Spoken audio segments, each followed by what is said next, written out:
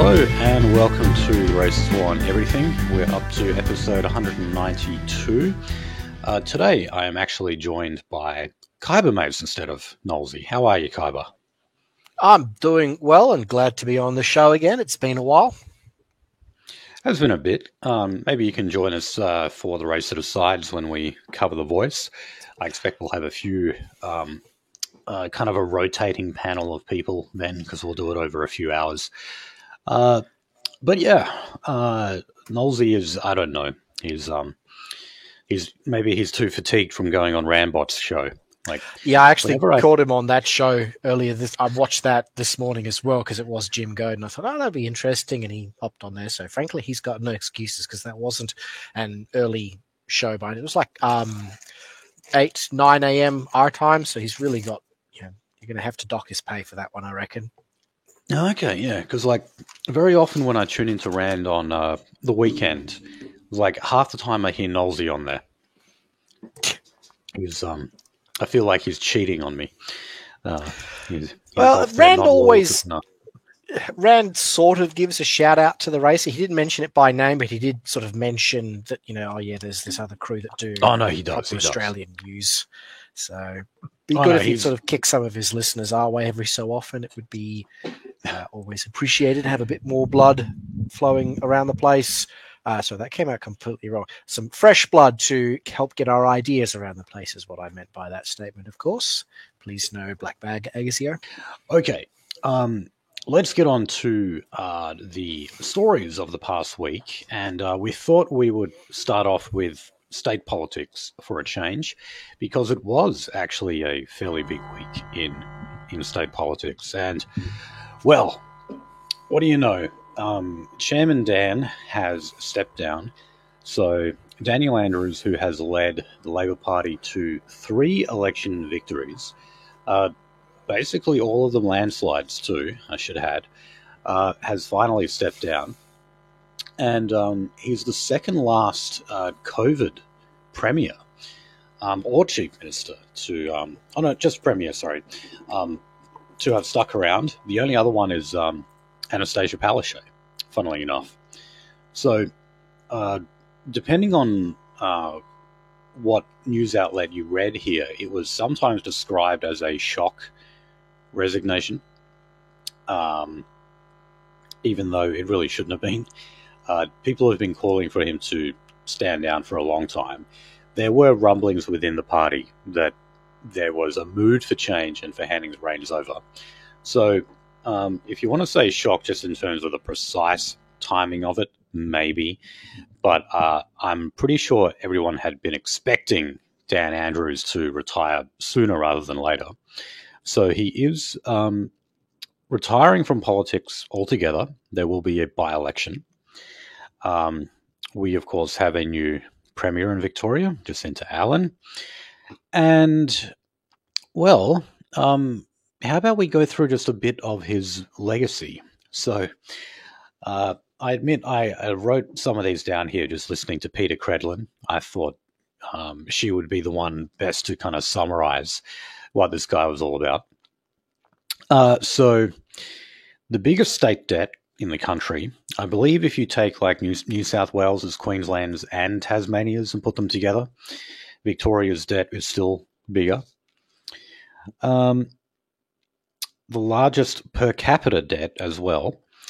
Largest per capita number of COVID deaths, even though they were the most locked down city in the world. Taxes have gone up. We've actually got a new tax just announced on property that is lying dormant. We're being told that it's to free up housing, but people are mainly dismissing it as just a form of revenue raising. Infrastructure project blowouts behind schedule. The housing crisis, homelessness is getting worse. You have small businesses closing in record numbers. COVID-related suicides, as in, the dealing with things like unemployment and social isolation, the restrictions and everything, very, very high. Well,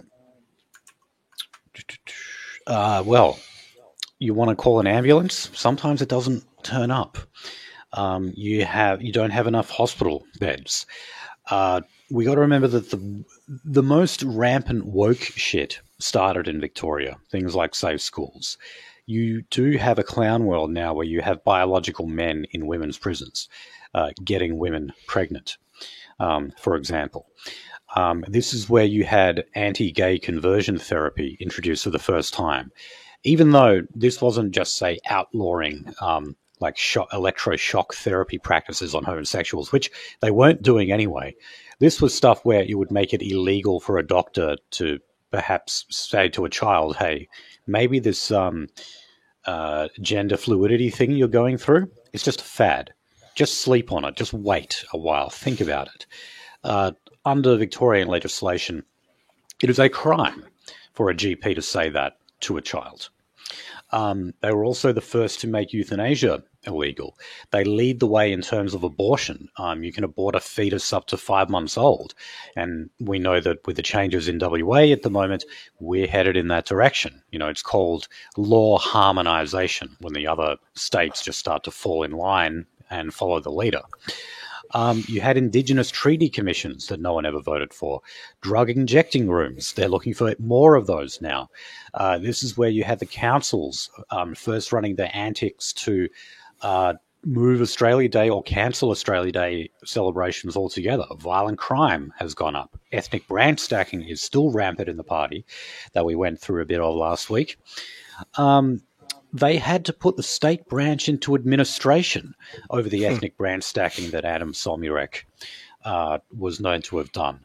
And you had some findings there by Steve Bracks and Jenny Macklin into the shambolic state of how the party operated at a machine level. The Commonwealth Games, of course, were cancelled. And Jacinta Allen has a lot to do with that as well, the new Premier. And final thought I'll just say on his legacy in terms of his last kind of act as Premier was we've got a COVID inquiry now. We went through that last week in terms of the terms of reference. It is not looking at the unilateral decisions of the states. Did Chairman Dan just stick around long enough to secure that promise from Albo that Victoria and he, with his decisions as Premier, would not be investigated in terms of the actions that were taken? It Probably seems a bit coincidental that, as soon as the COVID inquiry is announced, and basically the terms of reference, the scope will not encompass the actions of Daniel Andrews, that he just suddenly leaves after that. So, yeah, anything to add to that list, Kyber? No, that's a pretty good summary of Dictator Dan, as they're now I don't say posthumously because we're not there yet on that front, but post-reign of him. Yeah, it's an interesting list. Yeah. I was surprised to see that it's both the biggest debt and biggest per capita state debt, because I was sort of wondering, okay, well, there's obviously more people in Victoria, but how does that work out on a per head basis? Right. Only New South Wales is a bigger state, I believe, population-wise. But yeah, even I thought per Melbourne capita. was. I thought Victoria was bigger, though. Correct me if I'm being corrected since I'm wrong here. I thought Victoria. Or maybe overall, Sydney's bigger than Melbourne. I know that, not by much. And Melbourne is projected to outgrow Sydney in the next few years. So, right. Okay. And I know it's the favourite destination of Pajeets. So. And they're our largest source of immigration now. So, yeah, I regret not writing down some of the funny comments that Nolsey brought to light about Melbourne Apparently Jim Goad was in Cronulla. Oh, that's Sydney, though, isn't it? Yeah, that's Sydney. Yeah. Apparently Jim Goad was, he says he was there when the Cronulla race riots happened, and he met this annoying as shit. Forgive me, I probably am misremembering the story by now, but he did sort of mention that he was there. And he just mentioned there was some annoying as shit movie director, and he called it the Melbourne Underground Film Festival, or MUF. It's just one of the more shameful things that Melbourne has, and that was sort of like, this is a weird moment where an American is telling me things about. I can't even call this place my home country. It's changed that much anymore. But I just found that mildly amusing that even some of the Yanks understand how much of a degenerate shithole Melbourne is. So seeing on that list there that like biological men and women's prisons, all of the other trans shit, it's sort of like they're just maintaining pace at this point because the degeneracy has certainly long predated Dan Andrews. Not that I'm trying to minimize his impact, but he's, if that faggot stands tall, it's because he's fisting on the backs of other degenerates or something like that to mangle that quote that was leveled against. No, it was Newton that came up with that quote, wasn't it? Sorry, say that again. It was Newton that came up with the if you stand tall, it is because you stand on the shoulders of giants, and it was referring to some guy who had a hunchback. Oh, yeah. Well, look, I would say that Daniel Andrews was standing on the shoulders of the most progressive state in the country, as he loved to call it. And so I'm not quite saying the people get the government they deserve. But certainly in terms of the way power is concentrated in the Labor Party, the rise of hipsterdom and all that, there were cultural elements there that kind of made Daniel Andrews' reign what it was. But, yeah, I mean, I don't think he's like any kind of special example of a politician. I mean, he was good at what he did. But would you have had a very different scenario if Jacinta Allen had been the premier this whole time? I don't think so. I really don't think so. And, you know, over in Sky News, they kept going on about how reviled he was and how the whole state of Victoria would have breathed a sigh of relief now that he's finally headed off. And, God, there was one guy on there, I can't remember his name, but he was saying, have you ever met anyone who voted for Daniel Andrews? Because I sure haven't. And I'm thinking, well, okay, maybe if you live in your little conservative echo chamber, because, as I said before, he won 3 landslide elections. The biggest margin was at the very last election. So you can talk about how he had some passionate opponents. There's no doubt about that. But he, as a politician, as a guy who wielded power and played the game, was very, very good. And conservatives should just admit that, you know. That guy, for all of his moral failings or whatever, well, you know, he played that game and he beat you every single time at it. Yep. You know. And he still gets to leave on his own terms, by the way. You know, he gets to leave at a time of his own choosing, where he is kind of ensured that at the federal level anyway, no one's going to come gunning for him and finding him, dragging his name through the mud in inquiries and whatnot. So yeah. Absolute uselessness of conservatives is once again, or Australian Liberals is once again made readily apparent by the fact that after everything Dan Andrews has done, those shit cunts were not able to so much as, you know, huff and puff and, you know, cause a slight breeze to go around his ankles. It's just shocking and disgraceful. And I am going to take a stab at what I hope is a piddling part of the broader Australian nationalist scene who thinks, oh, we can infiltrate the Liberal Party. It's like, nah, fucking give up on them. They are designed to lose. I think that's my final closing thoughts on Dictator Dan. So he's absconded without a scratch. Something that does come to mind, actually, I tell a lie. One last thought. So you remember how our own Mark McGowan nicked off into the hills or some other location And the dirty rumor that was doing the rounds was that he allegedly knocked up one of his staffers. And obviously, when that's fresh on your mind, I wonder if, maybe... is that where he went to?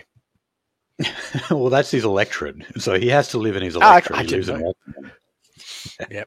No, I'm just sort of mildly speculating. I'm like, I wonder if Dan Andrews has, been... enjoying too many romps in the hay with some staffer, and now it's sort of like, whoops, the rubber broke, and he's got an exit stage left in a hurry, because this did sort of come out of the blue, like without any sort of forewarning, and that's what makes it a little bit suspicious. But I have a feeling at the end of the... Go ahead. I was just going to say, maybe the precise timing of it, but Labor premiers don't tend to last very long, historically. Daniel Andrews is actually sort of an exception in that he led the party to 3 election victories. Mark McGowan left halfway through only his second victory. He was around for 6 years. Daniel Andrews was around for about 9. So he was there a bit longer. And yeah, out of all the premiers that were there since COVID, since the restrictions, remember that's only 3 years ago, there's only one left, and that's Anastasia Palaszczuk. Even the chief minister in the Northern Territory has resigned since then, and you've got Natasha Files, who got attacked by a crepe the other day. I don't know if you saw that. A crepe? No, I haven't.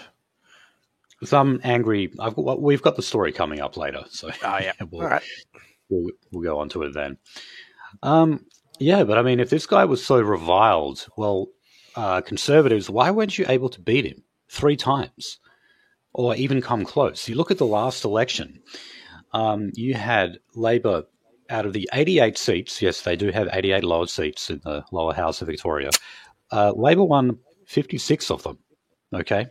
So for a party and a leader who were so apparently universally reviled, they did pretty good. All right. And you could probably learn a thing or two from them, no matter what you want to say about them. Now, part of how he did that, Daniel Andrews is actually, he's one of these leaders. He has very little charisma. He's really boring. He's got like a monotone kind of voice and everything. However, they knew how to play the media, and they knew how to play the social media. So, I mean, it helps when you have the media sort of on your team, if you will. Not to go into that. Oh, well, there's that aspect, but sure. Yeah. I mean, they definitely had that advantage as well. Yeah. But they had 286 ministerial advisors and media managers, independent from the public service. So this is where, they're kind of... Yeah, well, this is part of, you could basically say, the mismanagement of money, electoral funding that they were using for party political stuff, like spin doctors. If we remember the red shirt scandal, that's when they were using electoral money for party political purposes. They did that in terms of the media and manipulating stories that were being put out on social media, such as Twitter. And, I think that the left has always been ahead of the curve. Like, I think Barack Obama in 2008 was the one. Yeah, I remember that. Really, harnessed the power of social media. The Labor Party in Victoria were all over that as well. And it worked out for them. Wasn't there a bar between the numbers or by the numbers episode that actually went back and had a look at that miracle? I mean, I'm just sort of separating out the impact of social media versus a media engaged campaign of 2008. So I'm just trying to remember. I'm not sure, but particular. We had Kevin Rudd then as well. Remember, it was around Kevin 07. It was around the same time, and same kind of thing. Like Rudd. Yeah, the zeitgeist at the time, from what whoops, breaking up a bit, or that was my end. Yeah, right, go on. I just wanted to sort of, wax poetic, real millennial boomer hours here. From what I remember at the time, back in the day, there was a sort of an upsurge of left-wing sentiment as a reaction to the then still comparatively young Iraq war, and there was this strong desire to kick out and vote out at the global scale all of those leaders. So I dare say that, to some extent, Kevin 07 benefited from Barack Obama's campaign of, kicking out the warmonger, but we know him as a Jew shield, George Bush, because also Tony Blair of the UK, he got the boot and he was replaced by some leftists. So like the three big sponsors of the disastrous Iraq campaign basically got the boot. And that was sort of when social media was coming of age. So it's very curious in hindsight to see that. And again, I'm sort of trying to remember what was discussed on that BTN episode. But I think it's more a case of there was the common perception that social media somehow makes a difference. Now, I think calling it a hamster wheel is probably the most apt description I've heard other people say, is that it gives you the false impression that you're actually making change. Hope and change, but really nothing of the sort's happening. And it was more of a top-down orchestrated media campaign rather than a grassroots effort. A bit of a tangent there, but I reckon that fits in line with what's being... But I'm just looking at that going, his government employed 286 ministerial advisors and media managers independent from the public service. Well, if you're employed by the government, doesn't that make you public service? Like, how do you square that circle? Or how do the writers square that circle? If you're employed by the government, are you not a public servant by blunt definition? Yeah, but it's like, are you working for the public as like simply an impartial public servant, or are you working for party political reasons to serve your party? In this case, obviously the Labor Party. That sometimes there is a very fine line to be walked there, and Labor have been caught misallocating funds, and Oh, right. So this is. So they were doing the wrong thing and they got caught with it. Right. Okay. Well, if you're talking, like the red shirt scandal, that isn't. I'm not saying this is directly related to what they were using in terms of media advisors, but that yes, the Victorian Labor government has been caught actively misallocating funds for party political purposes. But, that's just like the one time they got caught. There'll be many other examples. And I'm sure the Conservatives do it too. Okay. Oh, no doubt. Everyone does. All right, so we've got 49th Premier, Jacinta Allen. She is from the socialist left faction, just like Dan Andrews. This is the, in Victoria for quite a while, this has been the dominant faction. There are a lot of people say that this faction is also at its peak federally because of the fact that Albo comes from the same faction. A lot of people also say that they were flexing their muscles at the most recent Federal Labor Party national conference that they had. I'm not completely sold on that idea yet. But anyway, Jacinta Allen is 50 years old. She entered Parliament at the age of 25, and she became a minister at the age of 29. So this is a career politician, like through and through, as you can see there. Now, she was the deputy premier, meaning, she would be looked on as the most likely successor. And it seemed that most people in the party saw it that way as well. However, Ben Carroll, who is now the new deputy premier, originally did want to challenge Jacinta Allen. Ben Carroll does not come from the socialist left. He comes from the right faction. And what's interesting here is that you traditionally, in the Labor Party, you would have someone from the socialist left. Here I'm specifically talking about the Victorian Labor Party. You would have a premier from the socialist left, but then you would have a deputy from the right. And that was just kind of seen as, to keep everyone happy, represent the factions, and provide a counterbalance. But for most of Daniel Andrews' reign, you had both the premier and the deputy premier coming from the socialist left. That has actually now been broken. You are back to that old counterbalance. It's not entirely clear if this is the right asserting itself. I would argue probably not. The main reason I give for that is the fact that the arms race that was started between Adam Somurek's moderate faction and the socialist left meant that Daniel Andrews, for the 9 years he was in power, cemented his rule and offset the challenge presented by Adam Somurek by blatant branch stacking of any sort, ethnic branch stacking, just getting anyone they possibly could in to represent the socialist left and solidifying his power in that way. I think this here, the fact that they've given the deputy position to Ben Carroll, is just their way of saying, hey, we're all united here. This guy who actually challenged for the leadership, he had no bloody hope, but just to show that we're all friends here behind closed doors, we're going to give him the deputy leadership anyway. So, one other funny thing about Ben Carroll was that Daniel Andrews actually stuck around for his last party meeting, basically to give a dressing down to Ben Carroll.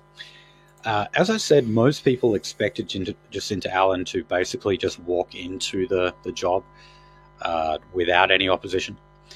Ben Carroll made that a bit messy for them.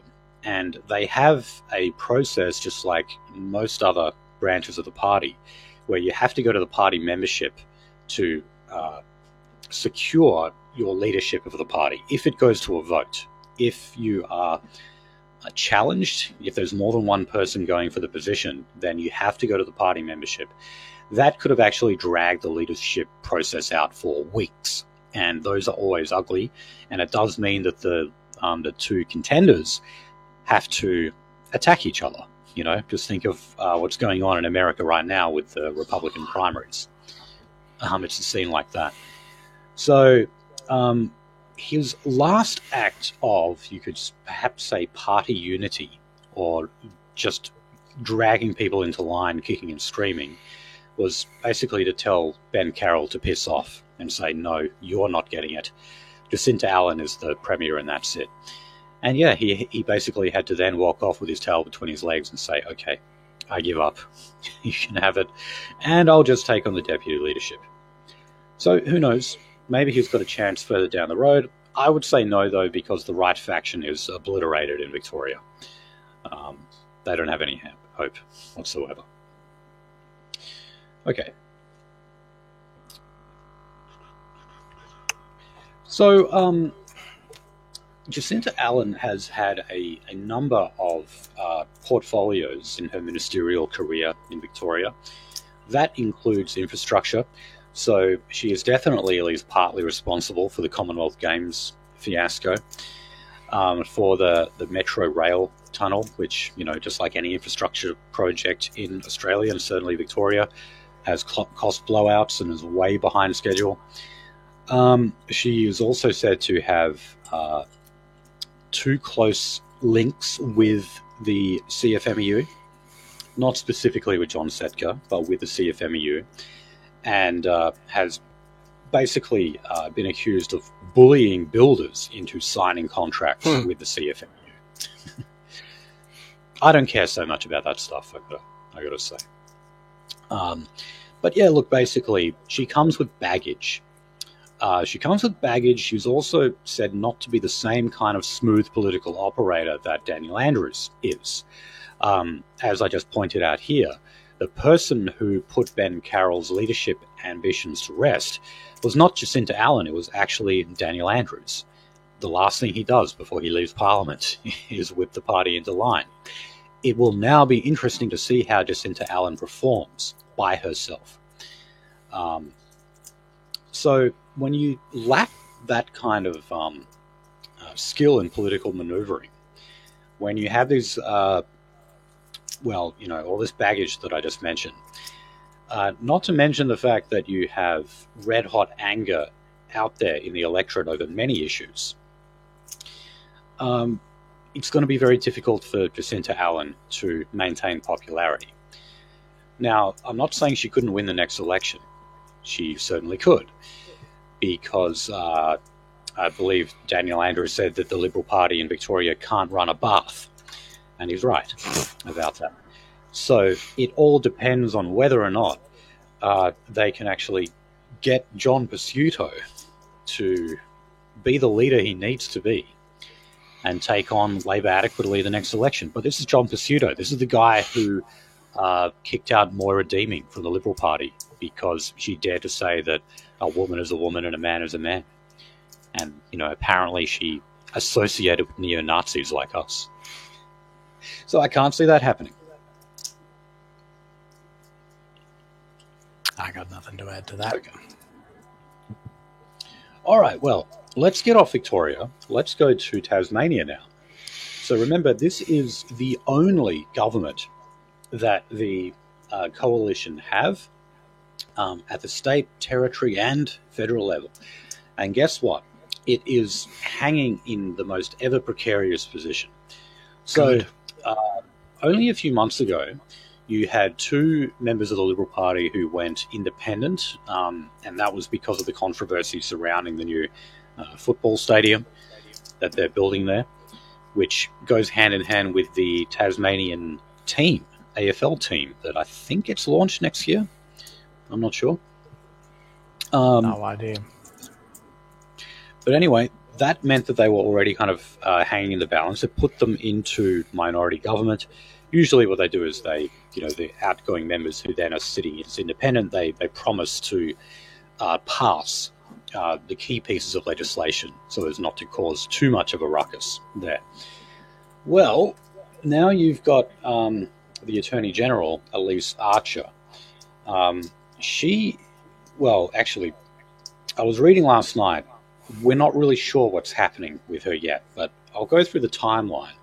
So there were leaked text messages that were published in the Australian, and I believe in the Sydney Morning Herald as well. And this was referring to the Premier of Tasmania, Jeremy Rockliff, as gutless. Also saying that former Premier Peter Gutwin had a glass jaw, and also said that a colleague's female staff member was an airhead. So this stuff is not exactly all that exciting, I gotta say. It's not really stuff it won't be the most intriguing stuff you read in a gossip column or whatever. Nonetheless, Jeremy Rockliff had to come out and do a public statement saying that this kind of talk was unacceptable. And he simply asked for her to resign to the backbench. So to give up the portfolio of Attorney General, remain within the Liberal Party, and then go to the backbench. She said that she was actually just going to leave Parliament altogether. Now, of course, what does that mean? You've got to go to either a by-election or to a recount. It's a weird thing here. I'm not sure why they're doing it. Maybe this is a quirk of Tasmania. But they're going to a recount, which basically means the Liberal Party will retain the seat, but it just gets given to someone else. So this is obviously very, very bad news for the only Liberal government that we have in the entire country. Now, the reason I say that her position, Elise Archer's position, is a little unknown at this point is because she's now saying that she might sit as an independent. Now, that is even worse, okay? Because remember, if she was simply to resign from Parliament, well, the recount means that you automatically have another member of the Liberal Party taking that seat. If she sits as an independent, well, that's taking one seat away from the Liberal Party and actually putting them into a state of further minority government. So, yeah. That is the latest that we have on her. She said that she's still weighing up her options. She said that she was inspired by the amount of community support that had been shown to her since these text messages were leaked. And that inspired her to say, hey, maybe I actually want to stick around and further my career in politics. So we will, of course, keep you updated on that. Okay. Let's go to the Northern Territory. And by the way, I forgot I was supposed to say this right at the beginning of the show. About halfway through this episode, we're going to do a little interview with Medi, Australian Meditations. Well, look, I spoke to him yesterday for about 40 minutes. Some bonus content for you today. But, yes, the Northern Territory. So the Chief Minister, Natasha Fyles, was attacked by a woman who threw a crepe in her face. I don't know why she chose a crepe. Usually it's like a cake or a pie or something. But I love how oddly specific that is. No, I haven't. I said this in the pre-show, but I'll say it again here for the benefit of our loyal audience. I think I, much like much of the audience, pretty much tune out of the Jew news at this point and kindly rely on the wonderful efforts that the racer does in covering all the stories, because I tell you what, I certainly would not have seen this come across my news feed. So let's have a good look at that photograph there. That's fucking fantastic. The video was going around. I think I just saw this. I do watch ABC News every morning before I go to work for like 5 minutes. I just kind of watch the headlines, and they're saying that in the Northern Territory, because it's a territory, it's not got a big population. Even Darwin is not that big. They still somewhat have a culture of politicians who are able to just freely mingle with the public at large, and they can even go down to a local McDonald's or something like that. Maybe people will yell at them or something, but they don't have to get around with security detail or anything like that because it's laid back over there. Well, they're saying that maybe not anymore, because this isn't the first time actually that she's been targeted. She was doing like some kind of run, some marathon run, and there was all these protesters, climate change protesters, of course. They're the ones who really like to get up in your face. But in this case, this was a 56-year-old real estate agent who did this. Calling it a slight error. Yeah, she called. So a cream pie is not an assault. I mean, that's a wonderful fucking degenerate phrase to use like that. I shouldn't laugh so much at that, but that's very deeply humorous to those of us who are extremely online. It's fresh whipped cream, she said. Outstanding. And she's bitching about crime rates. So this is literally when Karens go wild, huh? Yeah, it was. Well, look, Natasha Fyles described her face as slightly bruised. So they were the injuries that she sustained in the crepe attack. And this woman is said to be, she's not a happy party here because she's an anti-vaxxer. Now, apparently, her husband needed to undergo a medical procedure. So he tried to get an exemption from the COVID-19 vaccination. He was denied that exemption. He took the procedure and the vaccine and apparently suffered negative side effects from the COVID vaccine, and this really, really pissed off this woman. So that was why she decided to take a crepe to Miss Fyles' face, apparently. Look, I'll just say, guys, don't do that. I don't think any of our listeners would want to do anything like that. This is strictly fuck around and find out territory. I don't care how light in calories the cream is.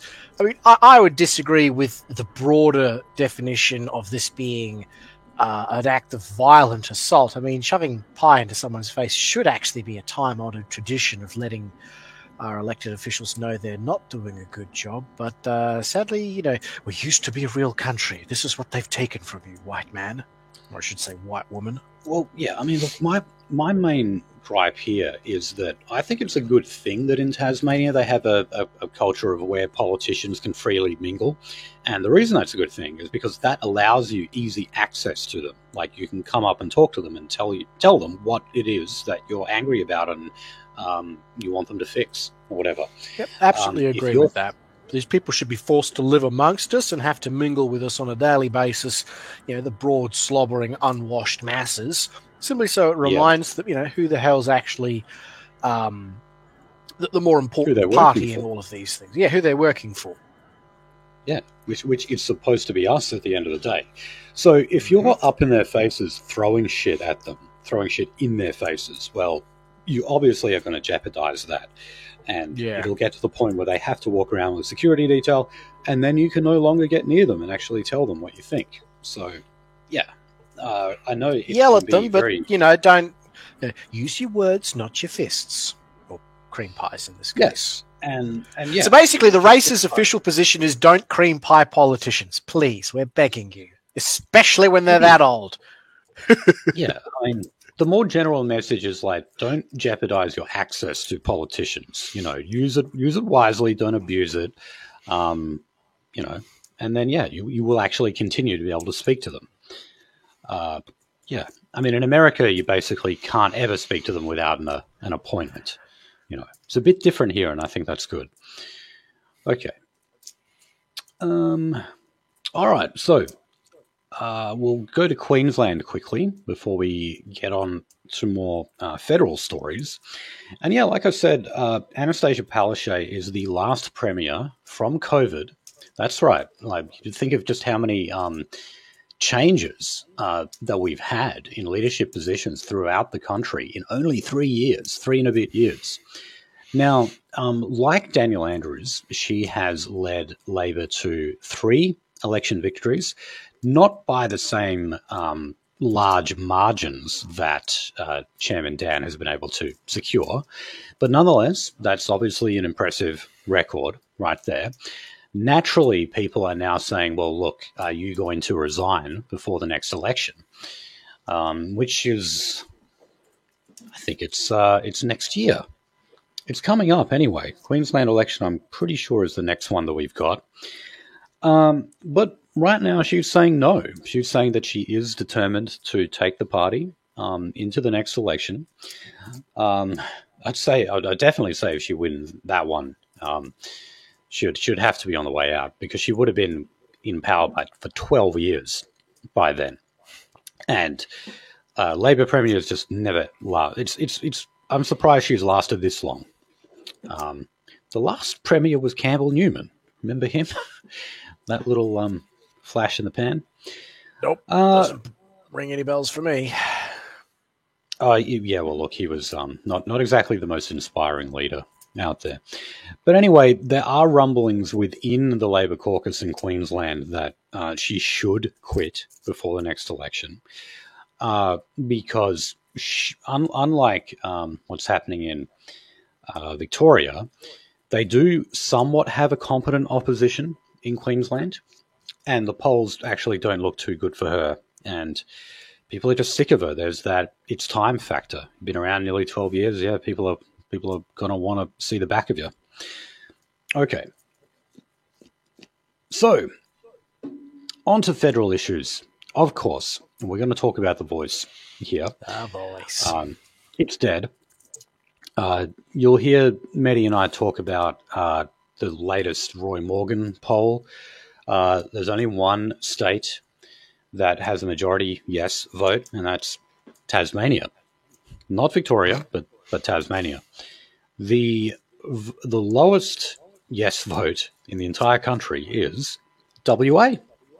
We win that. Good. It's sitting at only $30, worthy of recognition. Yes. So, actually, Khyber, you've done something that I have not, and that is you've actually gone through the referendum booklet. Yep.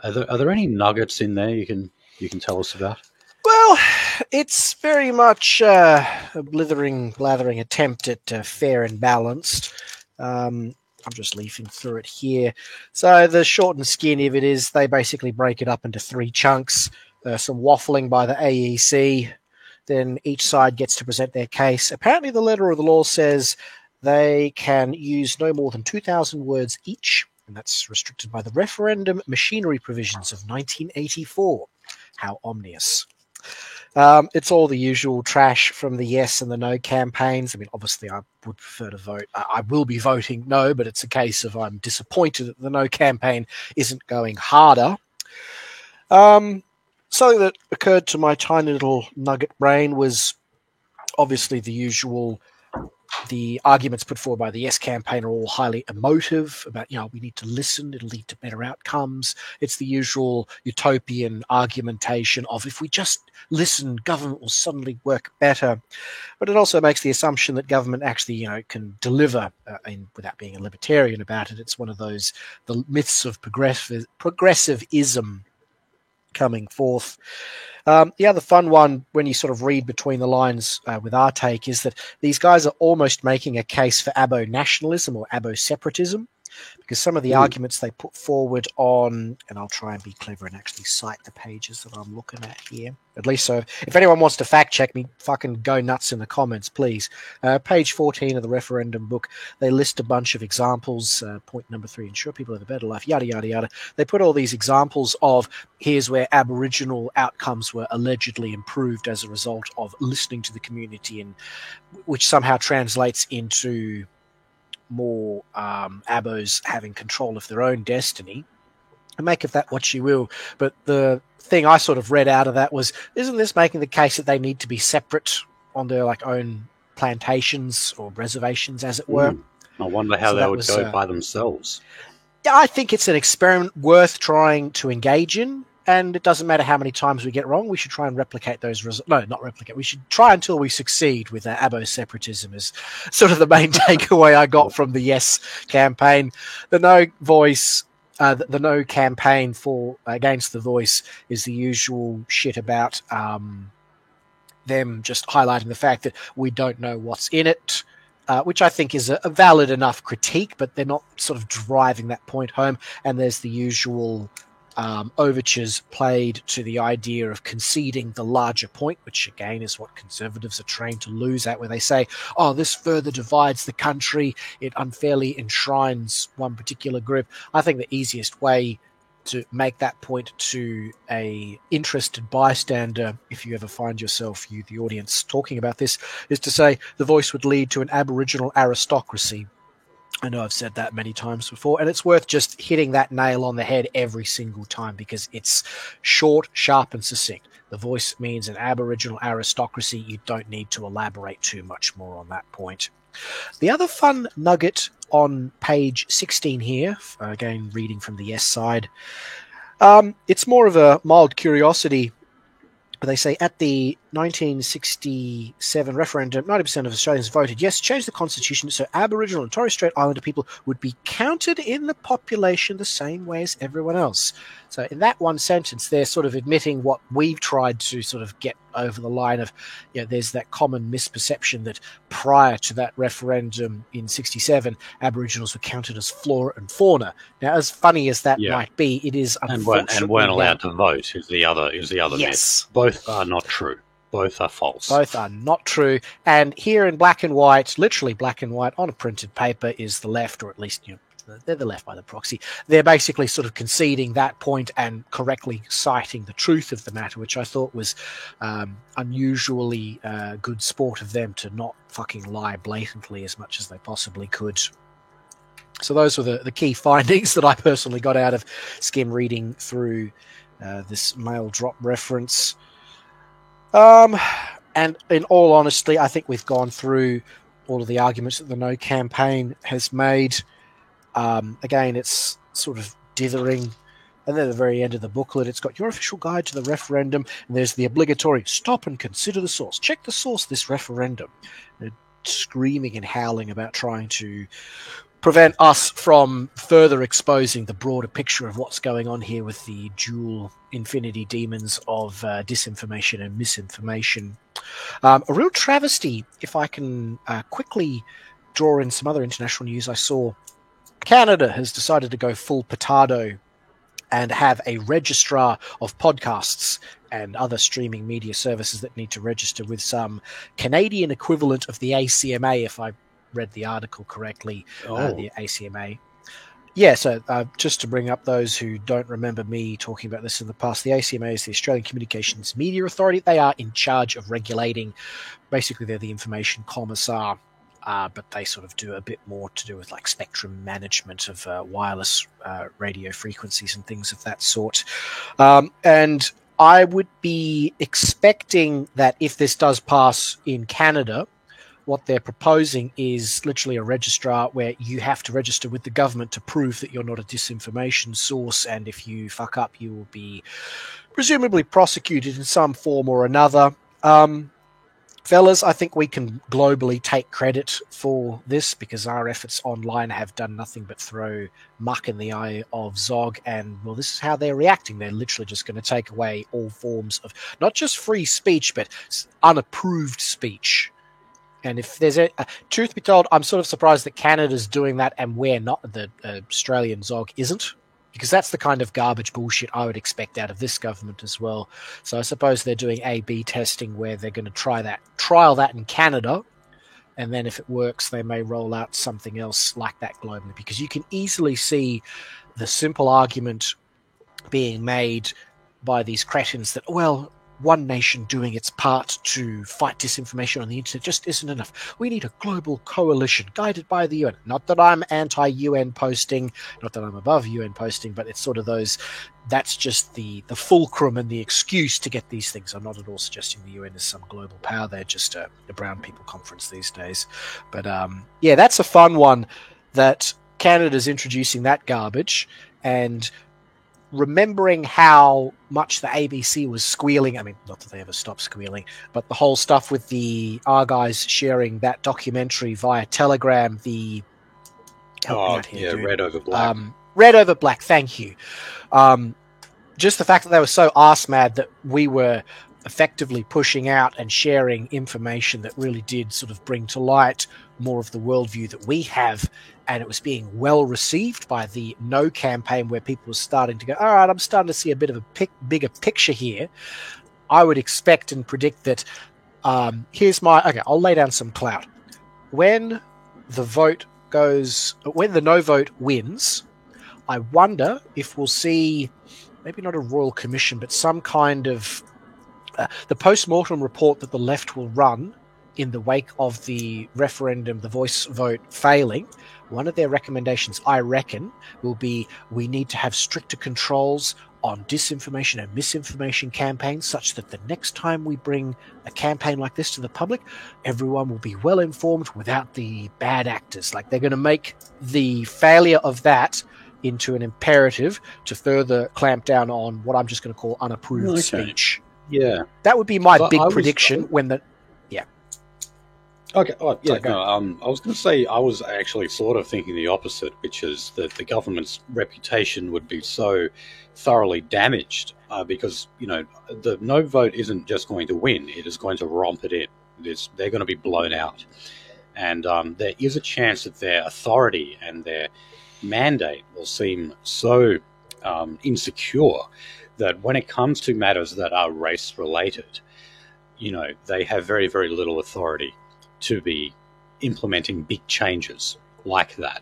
But yeah, you could be right. It could work in the opposite direction as well. I hope you're right and I'm wrong, but I'm putting all my clout, because I don't have any, because I try to be quiet and not extremely online, but we all know how much I fail on that. Now, I reckon this will be another instance of Zog not letting a failure go to waste. I know the exact quote is "Don't never let a crisis go to waste," but in the wake of every big defeat on a social issue like this, I would expect these SJWs always double down. This is an old shout out to like a decade ago and a bit by now.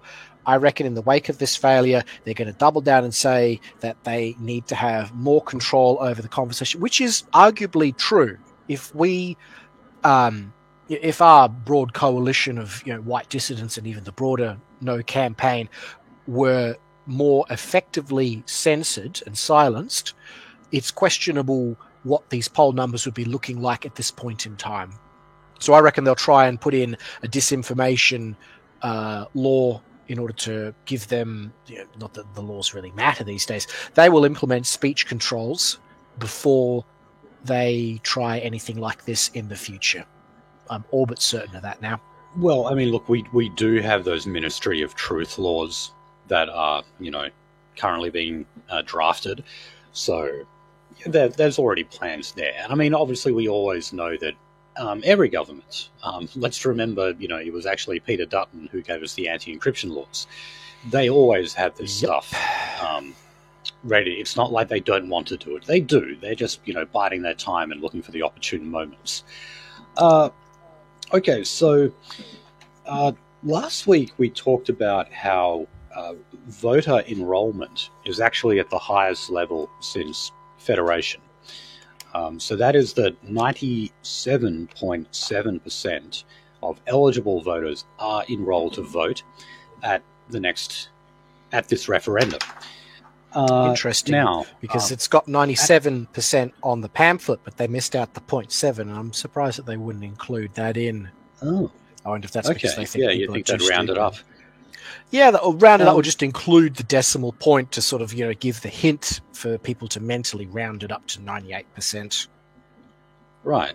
So anyway, when Nolsey and I went through that last week, I said that the reason I think that must be is because, well, who's the group with the least amount of agency when it comes to doing, civic engagements like voting? It would have to be Aboriginal people. So my theory was basically they were going out to all of these remote areas and getting them enrolled. Well, guess what? That's exactly what it was. So Aboriginal enrollment now, so for those who are eligible to vote, is at 94.1%, and this is the highest rate of Aboriginal enrollment to vote ever. Okay? They have never, ever been enrolled in such high numbers. I got to say, even I'm surprised by that they got it that high up there. A figure in the 90s. That's impressive. Okay, so who's actually been doing this? It is not Yes23. It's the Australian Electoral Commission, okay, which is supposed to be the impartial government body that simply administers elections and referenda. So they have put together 60 teams that are visiting more than 750 locations, mainly remote, mainly Aboriginal. And they're going out there, getting them enrolled. Now, I saw someone who was leading one of these teams was saying that he was surprised that there are still a large amount of Aboriginal voters out there who don't even know there's a referendum coming up. Okay? Let alone, like, we've heard about these guys who didn't know that, what the voice was or what it did or anything. You actually just have some of them who just don't even know that there is a vote. They don't. So they have to rely on these people coming out there, getting them enrolled, and informing them that, hey, on this day, you've actually got to go out and vote, Otherwise, you'll get a fine, but I doubt these people will ever have to pay that in the event that they do miss the vote. But they're also saying that, again, no surprise here, that on election day, on October 14, referendum day, they're going to go out there and whip them into line and say, shake off that hangover or whatever it is after you've sniffed a lot of petrol and actually get out there and vote. So these are, it's just one of they're getting desperate. Okay, we know the yes vote is tanking. So they're trying to shore up as much of this demographic, of which it's only about 2% of the population, by the way, to get them out there and vote. And it's too little too late. It's not going to work. Okay. So another desperate move is that Albo is saying that in the event that the Voice to Parliament is passed, you would have a joint committee of Parliament that would come together to receive the advice given by the Voice. Now, it's not a joint sitting of Parliament where that's where you've got like the lower house and the Senate sitting together. It's a joint committee that would simply have representatives from both sides of politics and minor parties as well, I would assume. And these would be public hearings where they hear the advice tendered by the Aboriginal voice and then go away to consider it. I think that's an awful idea because it's kind of like when you take a vote that's in public. This is something that like unions get criticized for a lot. They don't have a secret ballot when, for example, they're asked to vote on whether or not to go on strike. If you don't do a secret ballot, that means there's pressure on you to vote a certain way. That is basically what this joint committee would do. It would make the advice of the voice so public, so open, that if you were to go against it, you would be deemed a pariah. And that's one of the ways that the Aboriginal voice can get its way. It doesn't matter if it doesn't have veto power. It wouldn't even matter if you couldn't launch a High Court challenge. I would argue you could, but leaving that aside, the fact is it puts unnecessary public pressure on elected representatives to toe the line of the voice. And this would just be another way of doing that. So look, we've had the usual stuff here where both sides of politics have been saying that, the No campaign is engaging in dirty tactics and that the Yes campaign is engaging in dirty tactics. So we've got this mixed bag. I honestly don't think that anything that the No camp has been accused of is going to hurt it in any significant way. For example, Anthony Mundine challenging Thomas Mayo to a fight. Jacinta Price saying that Aboriginal people benefited from colonisation. And you know what else? The so-called association that the No camp has with neo-Nazis. And yes, this is something that they have brought up. They're still not going to mention the racer, I know, because they're deliberately ignoring us, I believe. Just take the valor and say that you're the real power behind the throne at this, or behind the scenes. Sorry. I'd like to think. But yeah, they are trying now to create that association, and also, Nolsey informed me of the term calling people cooks, as in you're cooked, conspiracy kooks, that type of thing. They're trying to say that they're all kind of one and the same. Look, if you want to draw that kind of guilt by association, and I guess in this case they're right. Yes, there are so-called neo-Nazis or whatever who would be voting no and are very much pushing for a no vote. I'll just counter by saying, well, all right, what about all the filth on the other side, the amount of communists and anarchists, etc.? But it's not going to work. People don't care. For one thing, we're actually good optics. When they had that no meeting in Adelaide the other week, and Alex Antic was filming himself, there was about 20 protesters out the front just yelling racist pig and all that usual kind of shit. And it looked terrible. It was a bunch of emotionally troubled cat ladies and queers who were just making an embarrassing spectacle of themselves. So I will take these other associations with extremists over all of these feral lefty types any day. Because they're extremely bad optics. Now, one of the latest additions to the No campaign has been Kamal, who is that black singer. I believe he's of Indian extraction, but he's from Malaysia. Do you know who I'm talking about, Khyber? I know you're not a music guy.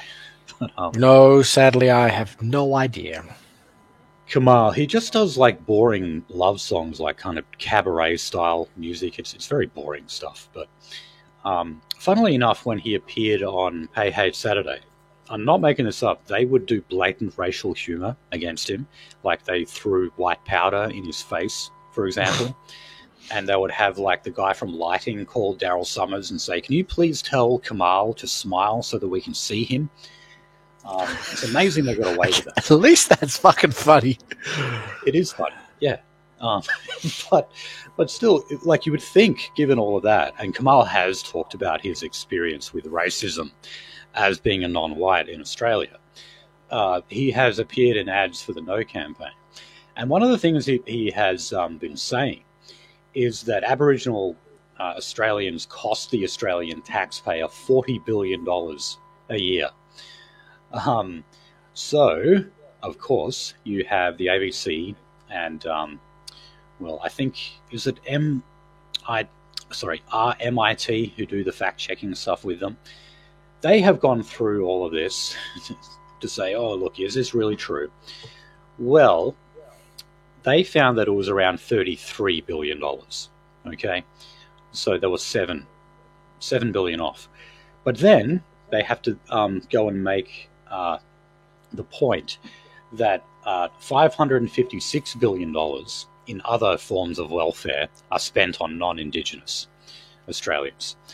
Okay, now if you do the math here, right, that still means that in terms of welfare benefits and tax revenue, that is, so not just Centrelink, but other forms of welfare, that still means that for direct costs, Aboriginal Australians take in twice as much as the average Australian, okay? This small 2% of the population or so, they take in twice as much. Now, I would have loved for ABC and their fact-checkers to also take into account indirect costs, not just direct welfare costs, but indirect, because you can play with these numbers in so many ways. Thinking about, I love the Israeli example. You know how like Egypt actually takes in more foreign aid per year than Israel does. And Zionists love to point that out, to say, see, like Israel doesn't get special treatment because you've got this Arab Muslim country that actually gets more money in foreign aid. Well, the foreign aid that is given to Egypt is basically bribe money because they're probably, the most politically persuasive force in that region, with the exception, obviously, of Israel. But also, we're not talking about the indirect costs, like how many loans are given to Israel that then they never have to pay back. How much military and other aid are they given directly?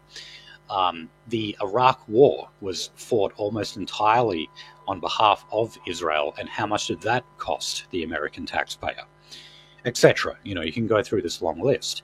In a similar way, we can look at all of this other stuff, like, for example, how much money would we spend through the criminal justice system on Aborigines, paying for their accommodation? The average prisoner, it costs around $100,000 to keep them in a prison each year. Okay, and I would suspect that Aboriginal prisoners would cost even more. So please, ABC Fact Check, why don't you research that? Look at the indirect costs, welfare costs and otherwise, that Aboriginal people actually take in.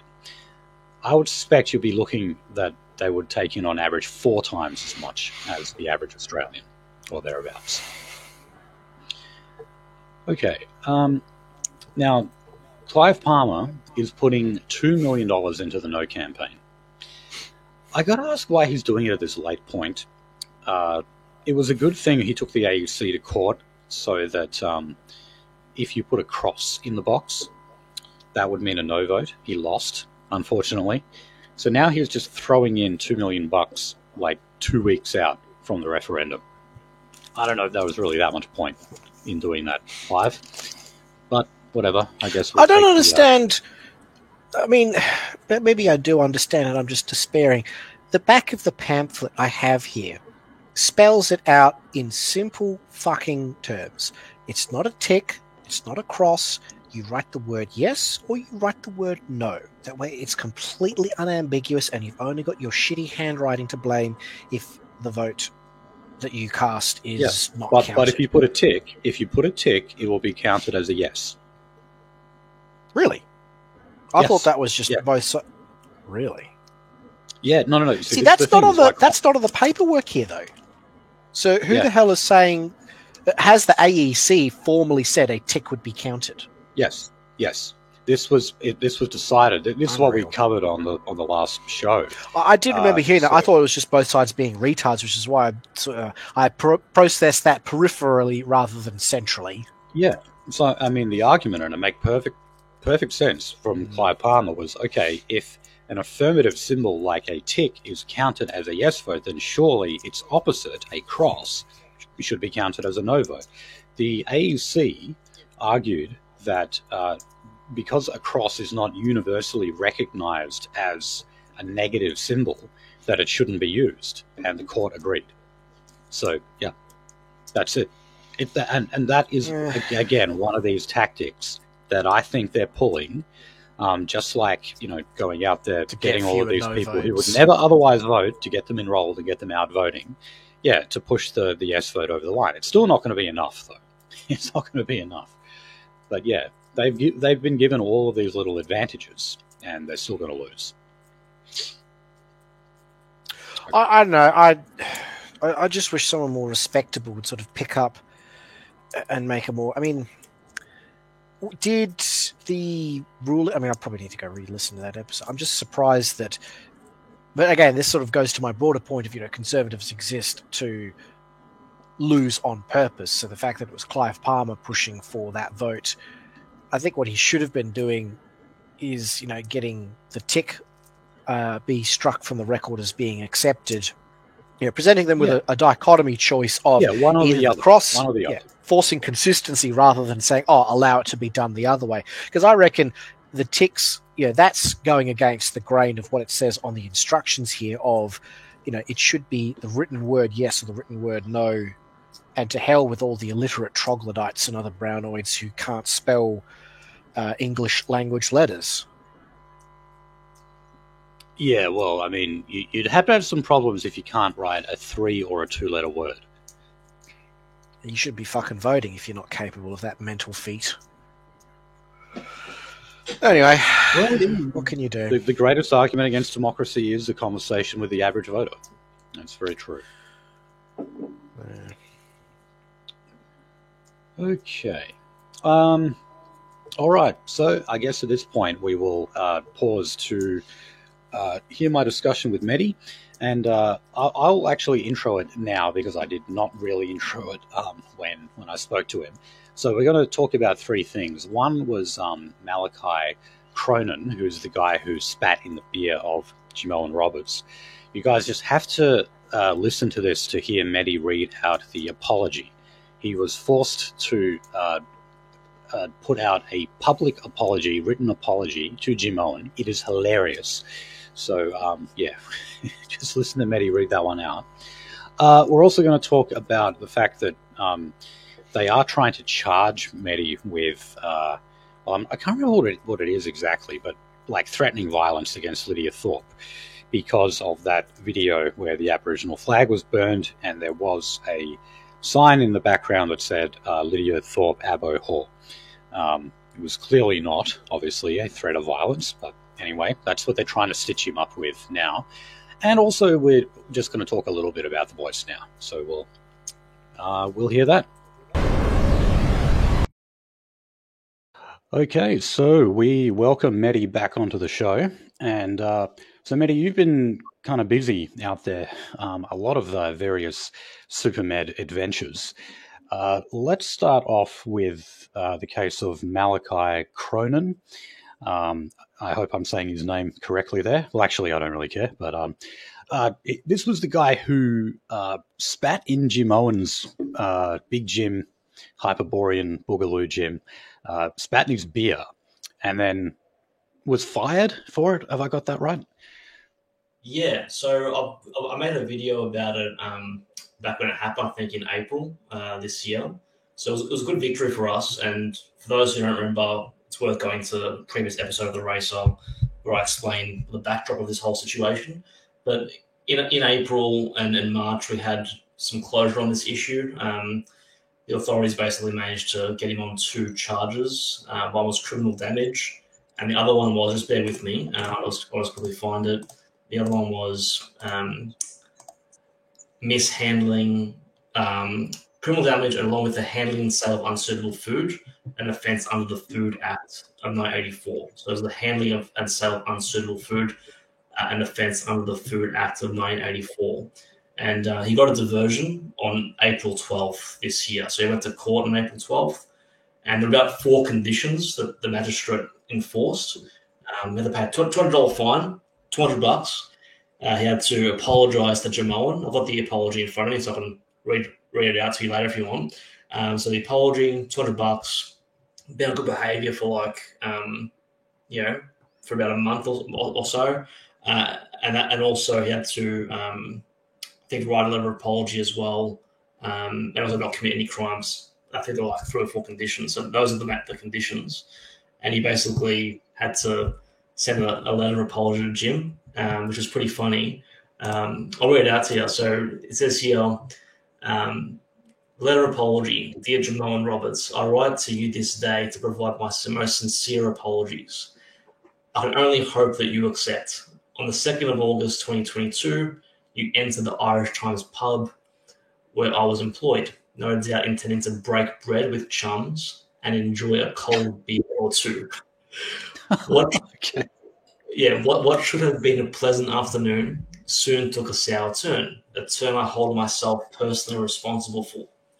Noting your tattoos depicting a sun wheel and a Hindu peace symbol. He actually said that. Oh my God. He actually said Hindu, instead of saying swastika, he said Hindu peace symbol, which is very interesting. Because from memory, I don't know if Jimbo was wearing a tank top that day, and I don't know if his swastika was available. The black sun definitely was on his left shoulder, but I don't recall if the swastika was available. Anyway, moving on. I engaged you in a spirited debate about multiculturalism. Things became heated, and I did unlawfully pitch a wad of mucus into your pint of Heineken. With this careless act, I ruined your beer, I ruined your day, and I ruined any chance of a respectful discourse between us two. From the bottom of my heart, I apologise. No one wants to drink a spitty beer. But I fear... Beer. Yeah, a spitty, S-P-I-T-T-Y. No one wants to drink a spitty beer, but I fear my actions went further than that. I would imagine that my behaviour damaged your confidence and the integrity of your food and beverages for some time. On top of this, I betrayed my vocation. As a bartender, it is my duty to make sure patrons feel welcome and is provided with beverages of the highest quality. When I think about how I handled myself, I feel sick to my stomach. I'm sorry, Jamoan.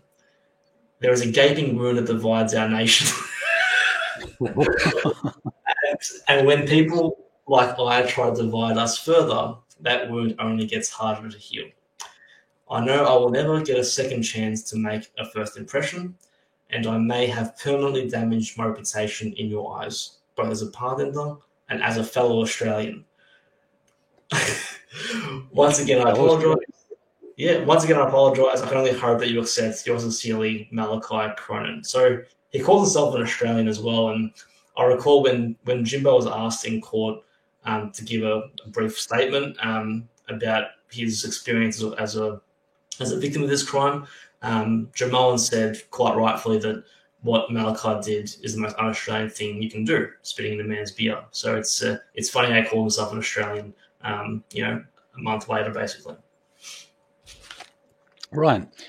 So look, sorry, I should have probably opened with this, but when was that apology given, and when was he actually found guilty in court? So he was found guilty on April 12th, and from my understanding, he apologised. He had 30 days to apologise. So he must have submitted the apology within 30 days, so by May 12th. And I got it from, I think, prosecutions or something, like email prosecutions, and they gave me that apology. Yeah. Right, okay.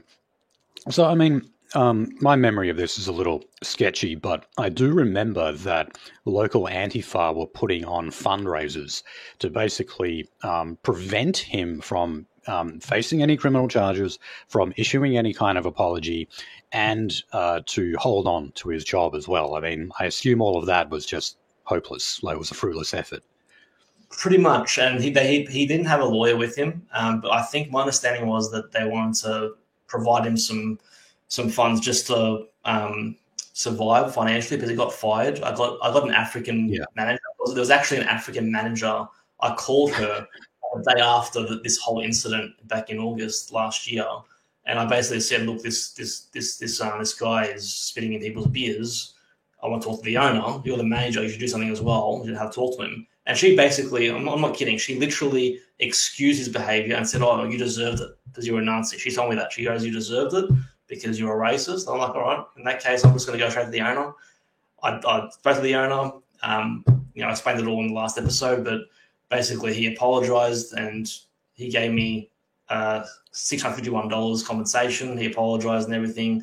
And, I got his full name, got Malachi's name, and then I took it to the authorities. But the point is that, he apologized a month later. It's pretty much ended on April 12th. But the thing is, Fenian, is that, in my opinion, the punishment was just $200, and he probably got more money from Antifa anyway, just as he lost his job. So he lost his job. Right. Those fundraisers weren't just for legal fees, were they? They were actually just raising money directly for him.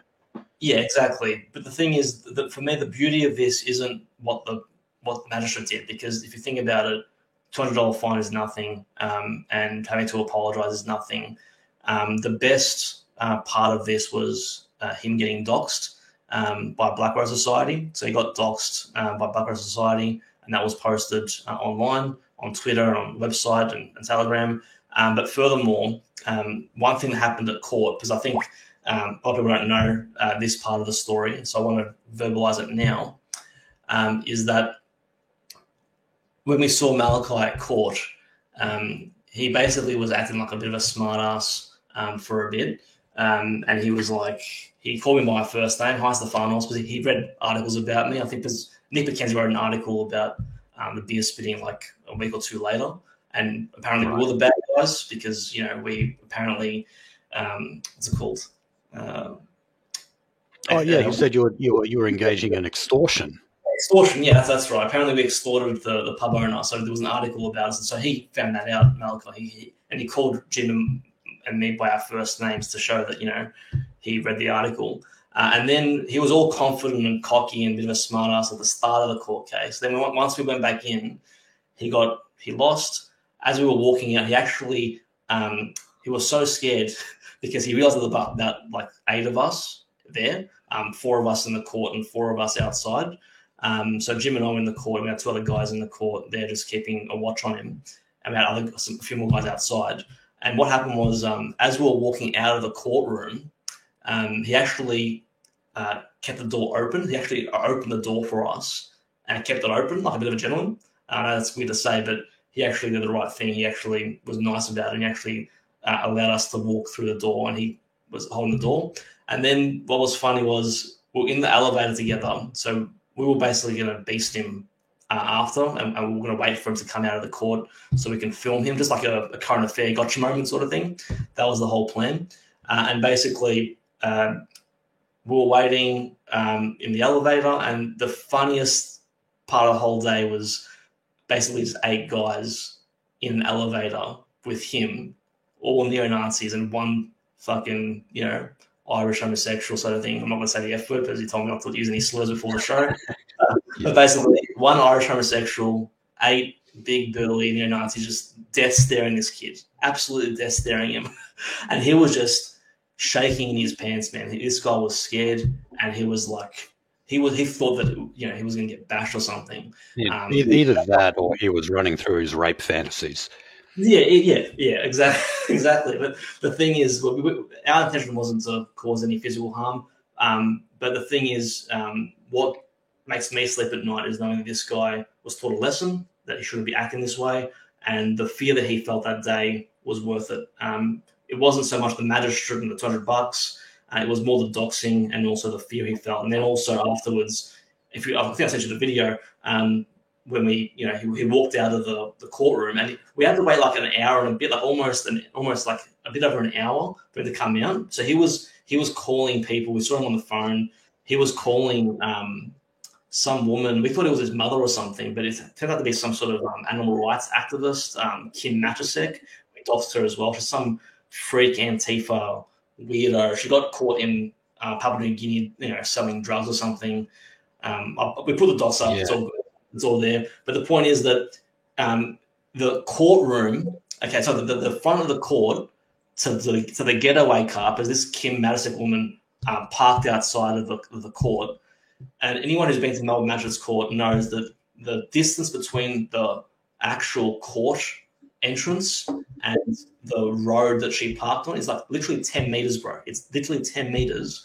And he needed like a 10-man police escort. There were 10 cops surrounding him because the cops knew something was happening, because it's not normal for 8 people to be outside of the thing, of the court. And they escorted him. 10 cops were surrounding him, and they escorted him literally 10 meters from the court entrance to the car. And then he went inside the car and he got away, basically. And we were just basically beasting him as he was walking that 10 meters, the walk of shame. And basically that's pretty much it. We have closure now. I think everyone feels a lot better. Jim definitely feels better. I feel better, because when that happened I think in early August last year, I said to myself, I can handle a lot of things, but if there's one thing I can't handle, I can't live with, or I can't accept, is an Irish homosexual spitting one of my best mates' beer, and then him not getting, punished for it, whether it be legally or, in other ways. And that's, I said to myself that I've got to do everything I can in my power to punish this guy. Okay. And I went all the way. There was a lot of complications. At first, the cops didn't even want to touch it. They told me we can't do anything. Then I researched the law and I proved to them that you actually have to. I dealt with fucking council, and the council said I'll go to the cops. The cops said go to the council. The health department said go to the council. Every different bureaucracy was passing the buck and telling me to go over somewhere else. And it was very frustrating, but I got there in the end. And it's all sorted now. I feel a lot better, and I think it's a good victory for us. But it sends a message that they can't just they can't just be doing this to us, and we exist as well. And I think we basically went on Twitter and we basically tagged Nick McKenzie, the Jew journo who wrote the article, and we tagged Nick McKenzie in the articles and the views we made for a reason. And we basically made the point that, look, if you're a crime reporter, because Nick McKenzie is a crime reporter, apparently he reports on crime. Well, here's a crime on a silver platter.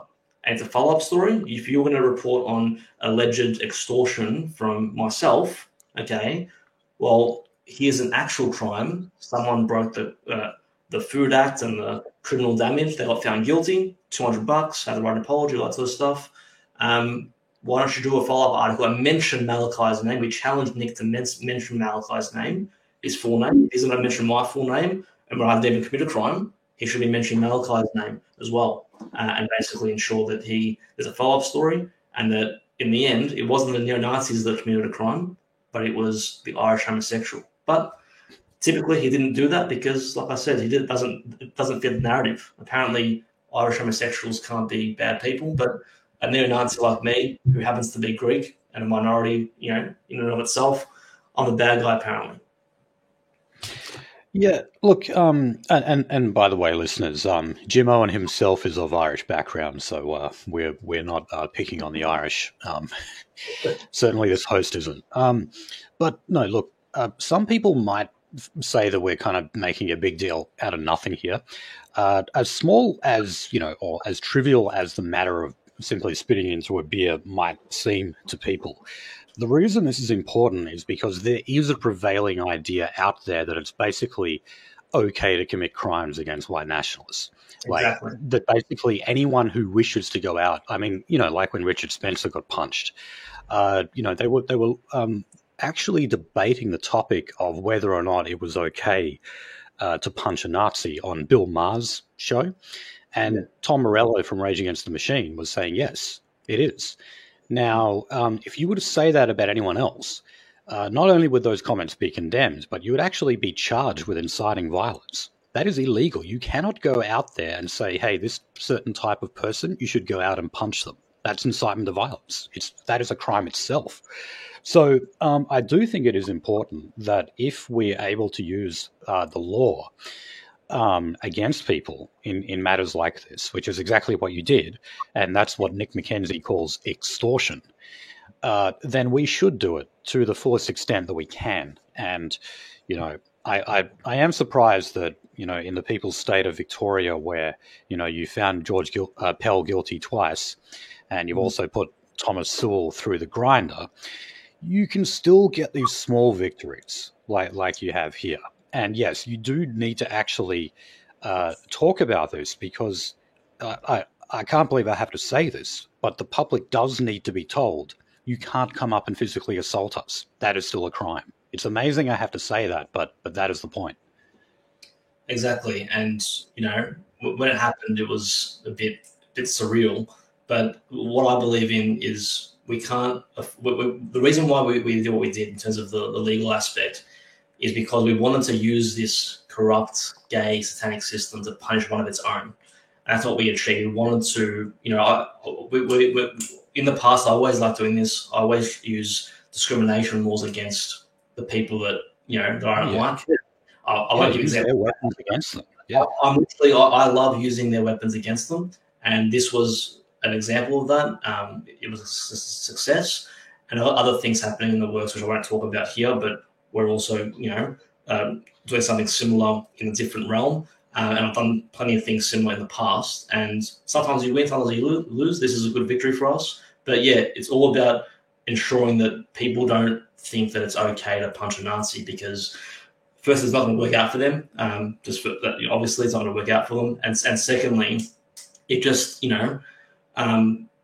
causes, it's just a bad way to sort of operate. We don't want to have a situation where people think it's okay to just attack people and they get away with it. They should know that if you attack people, you're either going to get done by us or the system will come down as it should and go from there. Yeah, I was in Northcote as well, campaigning as well, and I see stickers all the time in Northcote. Both times that I went there, and they're all over the place. They're basically saying kill Nazis and stuff like that. Basically, promoting the idea of bashing Nazis and killing Nazis, and the state doesn't do anything about that. And I've seen no extremism inquiry, saying that we need to address Antifa stickers calling for violence against a certain class of Australians. Also with Legacy Boxing Gym, there were a few videos published from CAF, that's Campaign Against Racism or something. And basically they had this black girl, she's a uni student, I think she goes to Deakin University. And she was basically saying that in order to destroy fascism, you need to confront it physically, okay? And basically she referenced some historical event that happened back in Britain, in London or something, and she basically said that we need to confront these people physically and use violence. She basically implied that. And also White Rose Society itself, I've seen at least 3 or 4 tweets from White Rose Society on Twitter basically admitting that they believe in militant action against people like me, against Australian nationalists, against fascists, etc. And you've got people like Nick McKenzie and other journalists more than happy to liaise and associate and work with White Rose Society, who are on record, and I've posted this on my Telegram, who are on record on numerous occasions, okay, admitting that they support militant action and violence against white nationalists. Right.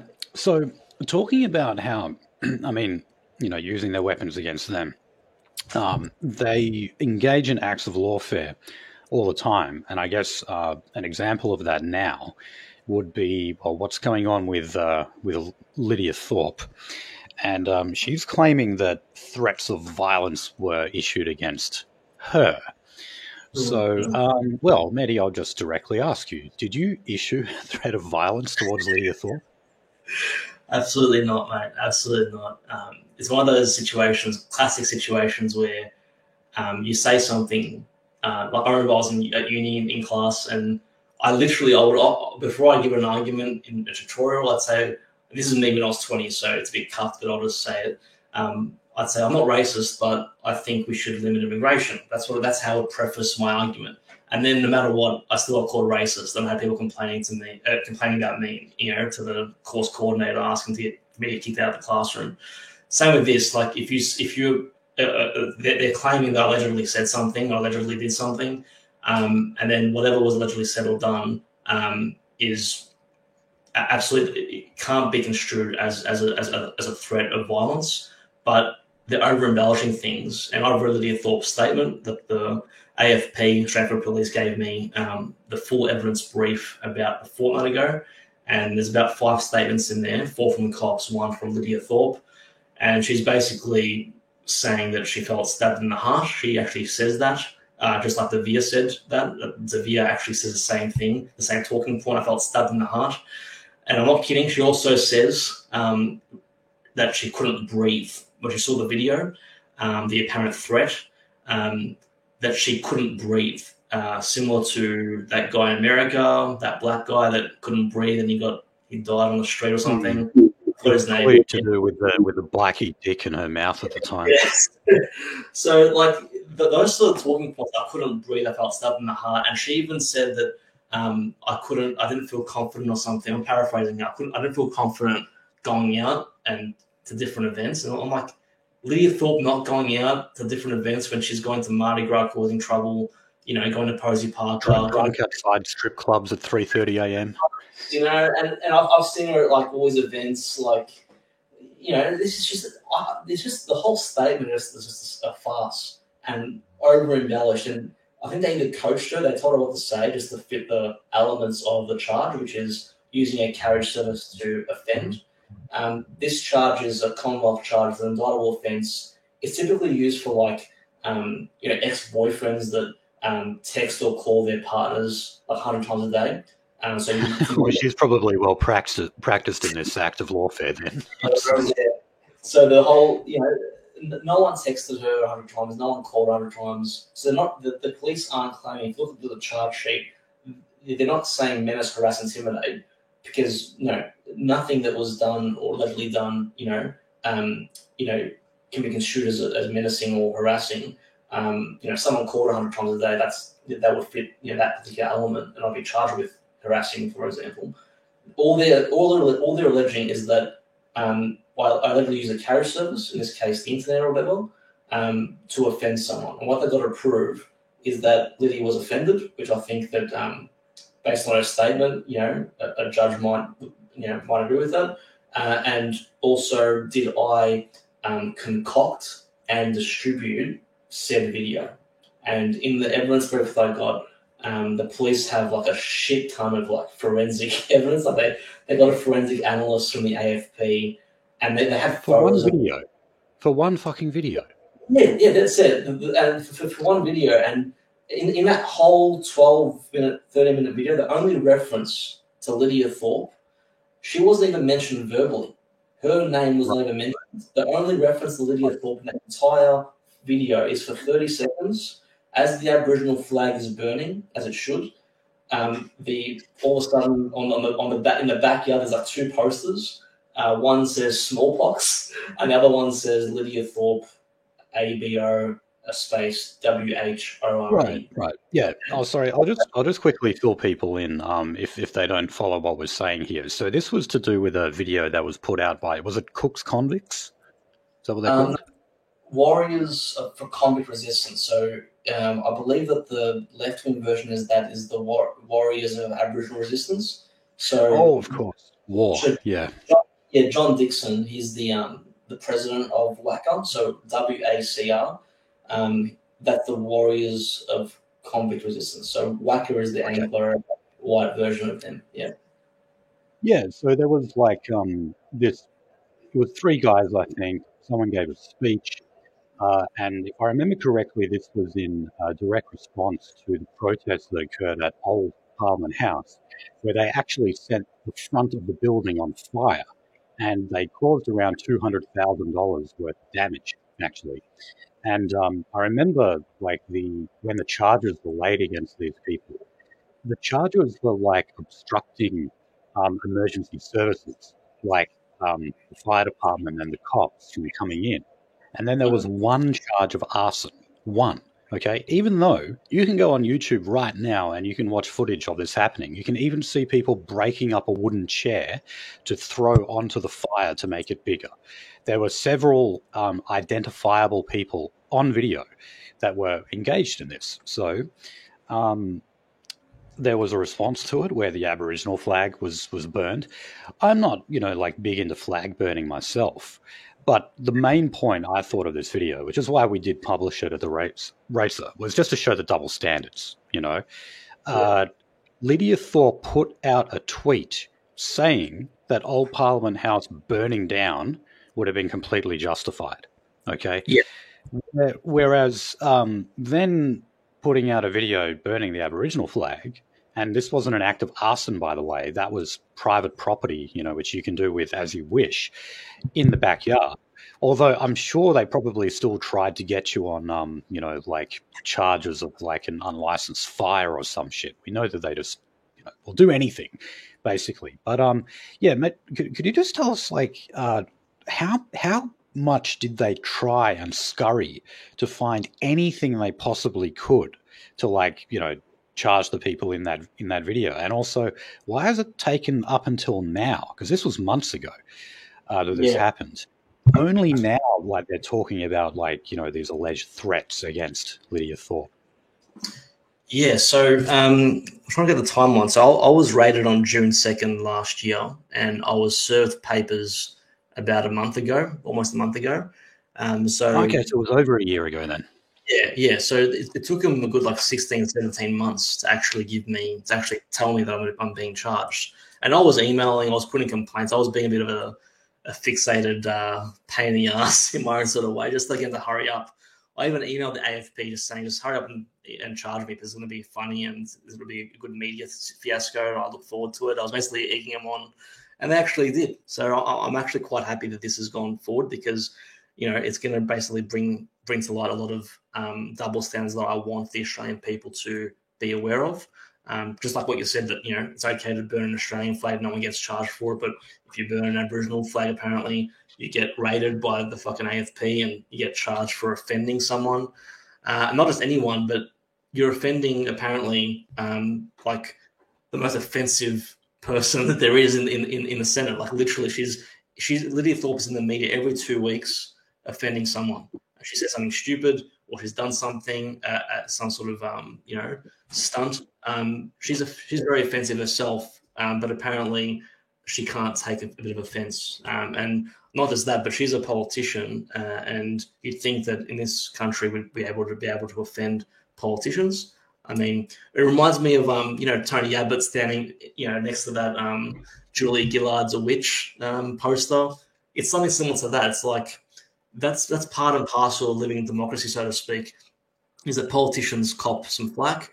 If you call a politician an ABOWHORE, whatever, call me crazy, but that should be allowed.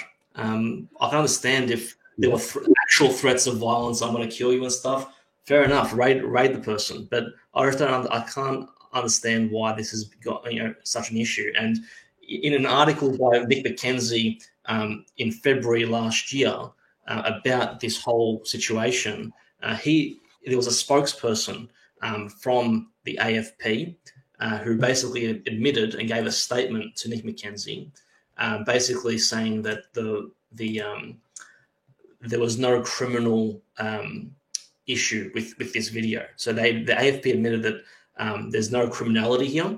They admitted that there's no criminality in that video, and that if she wants to do something about it, what she should do is she should go to YouTube and actually report the YouTube video to get you to take it down. And then within 4 months, something must have clicked, and basically 4 months later, I got raided. Even though in February, because I got raided in June, in February, the AFP publicly stated there's no criminality here. And then maybe some Aboriginal liaison officer in the AFP said, look, we got to do something, we've got to make an example. Or maybe Lydia was complaining, a lot and she was being a pain in the ass herself. And they just said, let's just find something and do something. I don't know what happened. I'm trying to get find out, in time through subpoenas and FOI requests what actually happened that instigated a change of mind. But yeah, that's pretty much. It took them 16 months, and I was told by various lawyers that it takes about a year to sift through devices. They got 3 of my devices, and it took them more than that. Maybe they wanted to coincide with the voice. Maybe that was their plan because they knew the referendum was coming up. Who knows? I guess time will tell. Hopefully, when I do my subpoenas and FOI requests. Right. Okay. Well, yeah. I mean, we'll talk a bit about the voice now as a segue into that. I think you're right. That I think they're getting really desperate now. The vote is only 2 weeks away, and they've been trying to tell us that. Well, I was watching Insiders yesterday, and there was this. I forget the journalist's name, but he said that there were hiccups starting to appear in the No campaign, and he mentioned things like who was it? Anthony Mundine challenging Thomas Mayo to a fight. He mentioned Jacinta Price talking about the benefits of colonisation to Aboriginal people. I'm listening to him rattle off all these things on the list, and I'm like, dude, none of those are hiccups. None of them. But one of them was the association with neo-Nazism. Look, I know you've been out there kind of actively campaigning for No, and you've been getting people to beep their car horns and that kind of stuff. Yeah. Like, what, considering you've been like boots on the ground, how do you see well, I mean, I know what you're going to say. We all know that the No vote's going to win here. But I mean, how entrenched do you think it is? Do you think that they have any way of turning this around? And, how desperate are they getting at this point? I think unless Warren Mundine or Price say something extremely racist or, something that just changes the whole ball game, something really extreme or something stupid or some sort of scandal, I think that's the only way. But that's extremely unlikely. There's like less than 2 weeks left. And what I saw campaigning in certain areas, like if you do the further away from the city in Melbourne, the more support you get based on my experience. When I was in Northcote, which is lefty central, I actually got majority support, about 70-30, 60-40 people supporting No. So a lot of people, even in those lefty areas, and that's actually Lydia Thorpe's electorate. So where I was campaigning Northcote, I went there twice. That's Lydia Thorpe, but Lydia Thorpe's actually voting No for different reasons, obviously. The progressive No vote. Yeah, but Northcote's a very fascinating area because I love going to Northcote. There's a lot of good Greek restaurants there. It's like a duality of society. It's like really conservative, old, Greeks who live there, and then you got your typical like hipsters and gay people and stuff like that. So it reflects the duality of society, I guess, in a lot of ways. But the more north I go, the better, and upwards of 90% support. So based on me standing on an intersection with a sign, I get 90% support, and of the 10% don't support me. A lot of it is just women. A lot of women give me the finger from inside their cars. I hate that because it's really emasculating because they wouldn't do this, in real life. And being given the finger by a woman, and I can't respond. Sure, you're Greek. You're not just misinterpreting the thumbs up, are you? No. It's definitely the finger. It's very triggering because they're women and they're telling you to F off, and then by the time you can't even say anything in return because they've already driven off. So it's very emasculating and triggering for me, especially. But just like fun fact for people, don't do a thumbs up to a Greek person. It basically means the middle finger. Exactly, that's true. But yeah, and then some people, might abuse you. They might. I was called a racist. I was called a small-minded bigot. I was called a fucking. That must have hurt. Yeah. It really hurt my feelings, man. Really hurt my feelings, and basically, it got to a point, Feeney, where the first three. My plan of attack was, I'm not going to engage with anyone that abuses me because I don't want to look bad, for the No campaign, because I don't want to be on the front page, and damage the No campaign. So my plan was, don't engage with anyone who abuses you. Okay, let them look like dickheads. So anyone's filming, I'm the victim, and they're the ones attacking me. Okay, it got to a point where after 3 days of constant abuse, of being called all sorts of things under the sun, I just couldn't handle it from a mental point of view. I just had to give it back. There had to be some cosmic balance, okay? And I just could not stand women, especially, and weak men in skinny jeans having a go at me and calling me all the things without giving it back. So it got to a point where I actually had to memorize automatic comebacks. And if a woman called me something, I'd say something back. I'm not going to say it here, but like F off, SLUT, for example. Or if it was a guy calling me a racist, I would say, oh, what are you going to do about it? Yeah, I'm a racist. What are you going to do about it? So I had like 3 or 4 automatic responses that I had to say straight away, because some people were driving or some people were just walking past, depending. But after 3 days, it got to a point where I gave back everything I got at the same level. So if someone said something to me, I abused them back at the same level. I didn't, go overboard. But I just had to do that just for my own mental health. If I didn't do that, I'll probably have PTSD or something. But it got to that point where I just had to give it back, basically. Yeah, fair enough. I mean, in terms of like what demographics or which demographics are voting in which direction, did you notice, say, like what I'm most curious to know is where non-white people are voting.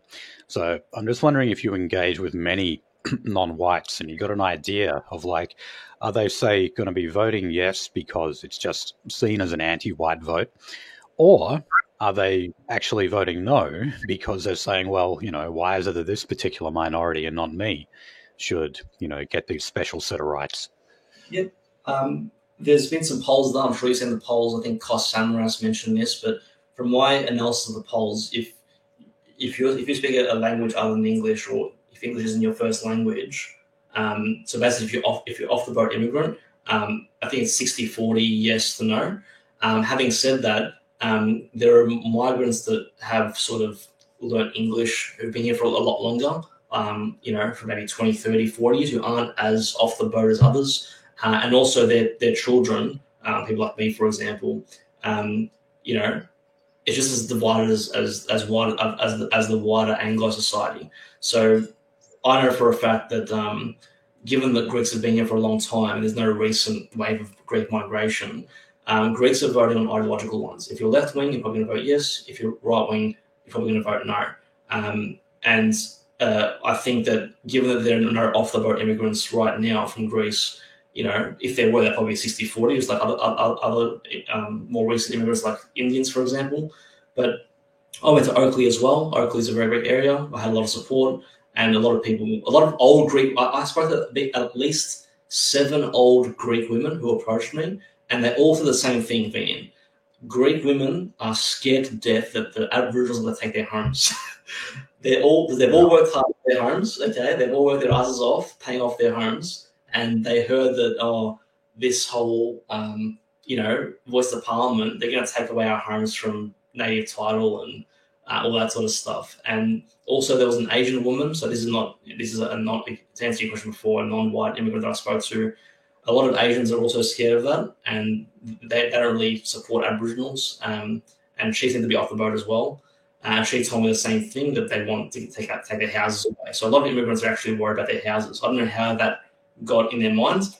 And to be honest, I believe in fair campaigning. I told these women that that's not going to happen straight away. It'll happen at some point, but not going to happen straight away. It'll take some time for that to happen. Because I think it will happen, based on what we saw in WA with the cultural heritage laws. That's just a step in that direction. And what's happening in New Zealand, where people in New Zealand are getting their private property. That whole idea of content private property is being fundamentally undermined, and people get kicked out of the land because of the Maori situation. South Africa as well. It took time to get there, but we're getting to that point in Australia based on what we've seen in WA with the cultural heritage laws. And I basically told these women that it won't happen straight away, but it definitely will happen if it gets through. Yeah. Yeah, definitely. I kind of see it. Yeah, you're right. It's happening in stages. And I mean, the first stage was Mabo, native title, in the early 90s. And that was when they basically went after the resources companies. So miners, people in oil and gas, they have to pay the huge amount of bribe money. I was actually speaking to a girl the other day who works for one of these Aboriginal corporations. And her entire job is negotiations in terms of how much money particular resources companies pay to a particular tribe. That's it. I mean, that's the definition of rent seeking right there. Then the second stage, I think, was the Aboriginal heritage laws, where they started going after farmers. So they started going after smaller people, pastoralists, people who just run dairy farms, that kind of thing. And you've got this new class of people who are called cultural surveyors. This is a real job. This is an actual fucking job where like a person does like a land evaluation of a house. Someone comes over and evaluates your property for how much Aboriginal cultural significance it has, and then just calculates how much money you need to pay that tribe in order to develop there, because you'll upset the spirits or whatever. And then, I kind of see the voice to Parliament and reparations, because that's what treaties ultimately are, would then just be encroaching on the private property of everyone. So they move beyond the big companies to the farmers and then just to normal private citizens and start saying, well, look, all of Australia is our land in some fashion. You need to pay us for it. So, I mean, like those Asians or whatever who were saying that to you, it might be like a few years off, but they're definitely right to be thinking like that. And I've said this on the Racist War before, but all the Asians that I've worked with over the years, they don't like Aboriginal people. They don't. I don't know if it's like different in Melbourne because you guys, you don't have that many, you don't have the dark-skinned Aborigines anyway. Here we've got them in droves. They're everywhere. And every Asian person has had at least a few interactions with them, and they are terrified of them. They're just, especially the Asian girls, they are shit scared. And, actually, I thought we could maybe close this off by going through the latest Roy Morgan poll. And there is only one state here where you've got a majority yes vote. And no, it's not Victoria. It's actually Tasmania. Yeah, I thought so. Yeah, 56% in Tasmania. Victoria actually comes in at 46. So even according to this Roy Morgan poll, Victoria is majority no vote. Yeah. Then you've got New South Wales on 40, Queensland on 31, South Australia on 36, and WA at 30. So we have the very, very lowest. When was that poll? Because the last Roy Morgan wasn't like a fortnight ago, and was there a recent one? Something. When was that poll that you just read out done? Oh yeah, this one was. So the end date was 24th of September. Okay, cool. All right then, interesting. Yeah. I think I made a prediction. I think that at least 4 or 5 states will vote no, if not all of them. And if one of them, if anyone that votes yes, will either be Tasmania or Victoria. But I think that I reckon we get 5 states or 4 at minimum. Minimum 4, 5 probably, maybe even 6, but at least 4 to 5 in my opinion. Yeah, look, the best case scenario I can imagine for the Yes campaign is maybe they'll get Victoria and Tasmania. Maybe. But even according to this recent polling, they're not going to get Victoria. So yeah, you just need to extrapolate just the federal, all the votes and based on all the national polls. And you can't, if you extrapolate it, you need it's at least 4 states, at least, for the no campaign. So yeah, once you extrapolate the whole 55 to 45 or 60-40, because I think it's going to probably be more 60-40 in my opinion, because a lot of people are afraid of saying what they actually believe when they get polled. And, I just think as the trend as well, ever since I think July or something, it's been going down. Ever since the poll started, it's been going down. But I think July is when it hit a majority no, from memory, I think earlier this year. So based on the trend and based on how people respond to polls, I think that 60-40 seems to be most likely. And from my understanding is that we'll get a result at least with 2 to 6 weeks after, because they got to count postals, they got to count, cross-reference, making sure no one's voted twice, to make sure that there's a lot of checks and balances to make sure people haven't voted twice, so they compare the rolls, and people haven't put their name twice, got their name crossed off twice. So there's a lot of checks and balances that have got to happen. And I call the AEC for a postal vote. And out of curiosity, I asked them how long it's going to take, because I'm very curious. I want to know, I've invested a lot of time campaigning for no. I want to know when the results are going to come out. and they said at least 3 to 4 weeks, maybe even more. So we'll probably know in November, unfortunately, what the result is. Yeah. Oh, okay. Yeah, that is the problem when you do have the counts done in that fashion. We will be covering that regardless on the 14th of October, so that'll be the race that decides. We'll probably start that, I don't know, around 4 or 5 p.m. Eastern Standard Time. People want to tune into that. So, yeah, any last words, Mehdi, before we end this? Yeah, I just want to get one thing off my chest, and that is go back to Lydia. So basically, I will make the point that this is a woman who is basically very offensive, okay? And the AFP is supporting Lydia Thorpe. They're basically supporting her. They're charging me for the most ridiculous charge ever, okay? And I got my next mention in November, so about a month. And basically, this is the same woman who literally threatened to kill people, okay, on the streets of Melbourne, when she said, "You are marked." You are marked means you're marked for death. That's what it implies, yeah? So she said that. That's on camera. She abused someone for being a white C-word outside of strip joint. She's racist. She didn't get charged for any anti-discrimination law, and there are discrimination laws in Victoria that say you can't racially abuse someone publicly. She did that. She called someone a white C-word. She threatened to kill someone in the same situation. You are marked. She also celebrated, the burning of Parliament House. She went to attack Posey Parker, and the AFP security had to stop her from doing that. And I'm just wondering, she hasn't been charged with any of these crimes, and these crimes are a lot more heinous than what I allegedly did.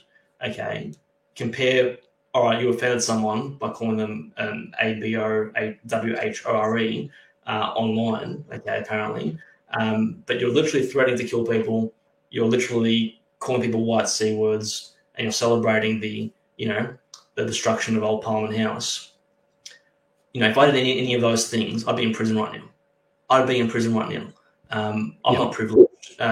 Lydia Thorpe is privileged. She's the one that's getting paid more than me. She's the one that's got all the power. She's the one that's got the privilege, and she hasn't been charged at all. And the AFP is siding with this person, okay? And they're punishing someone like me. And all I've done, I'm just some random guy from the suburbs of Melbourne, north suburbs of Melbourne, okay? I love my country. I love Australia, okay? And I've seen all the crap that's come out of the Aboriginal industry, and all the hatred and the flag burning and everything. And apparently, having an opinion and making a political statement, they want to punish that. So it just speaks volumes. And I want the Australian people to understand the hypocrisy, and to know that the government is there for one reason only, and that is to basically stop us from living happy, harmonious lives in a modern society. They want to destroy white Australia, and they're literally siding with Lydia Thorpe, who has abused people, called people white C words, threatened people on the street. And someone like me who loves Australia, I'm being charged by the AFP, and someone like Lydia who hates Australia is being sort of cuddled and supported, and they're charging someone at her behest, basically. All right. Is there any fundraisers or anything that are going on for a legal fund? No, I've got it sorted for now. So I've got it all sorted. Thank you for that. I've managed to do my own sort of thing, but nothing as of yet. I don't think there will be, but nothing as of yet. But thank you for asking.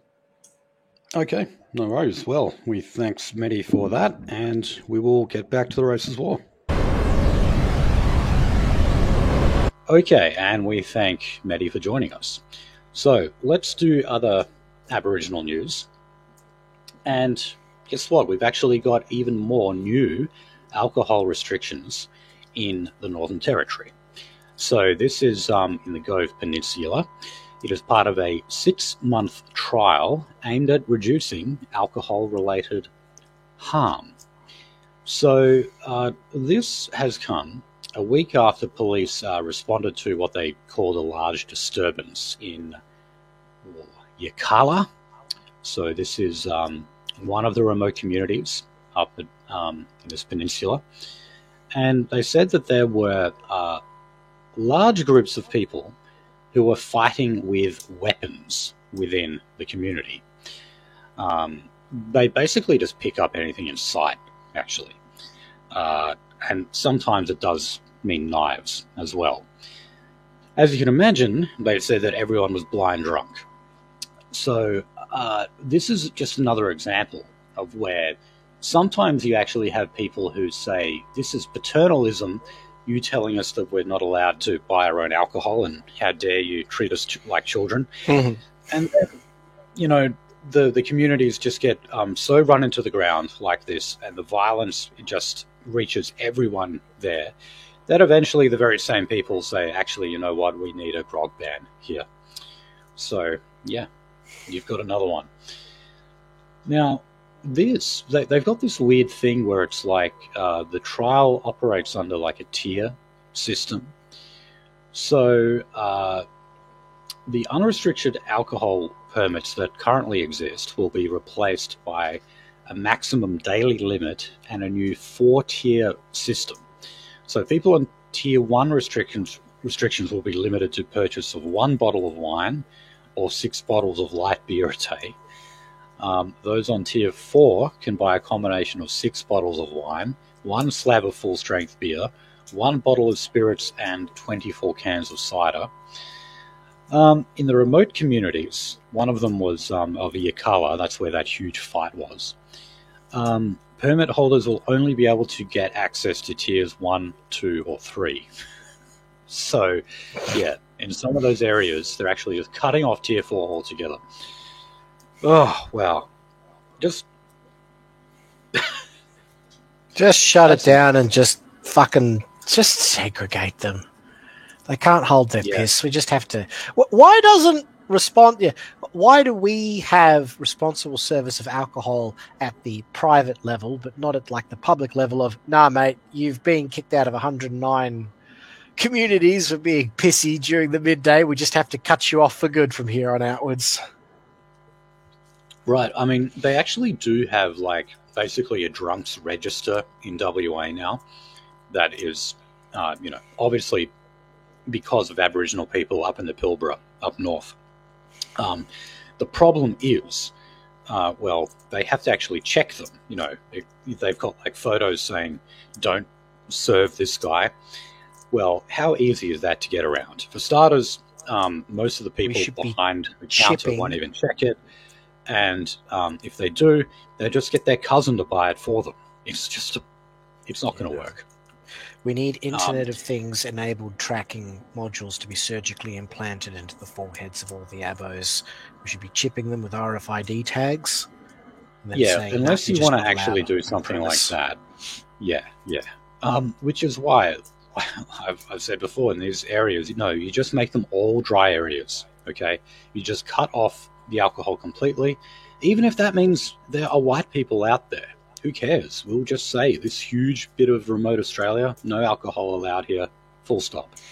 I think the Shire of Roebourne did that, from what I remember, from like a decade ago, where a bunch of my tradie co-workers had to nick off there to install some cameras, and they'd heard of these things through the grapevine, but when they came back, they just looked fucking shell-shocked. Like, the souls were shell-shocked. Like, they were just annoyed by the fact that they couldn't knock off and have like a cold drink of beer at the end of a long work day, and just being exposed to that sort of made me grateful, one, that I wasn't sent up there, because they said at sundown the town just fucking dies. Like, it's suffered economically because it's degraded all the forms of not to make us out to be a nation of alcoholics any more than the stereotypes would suggest, but by the sounds of it, Robo has just shriveled up and died as a consequence of all of that crap.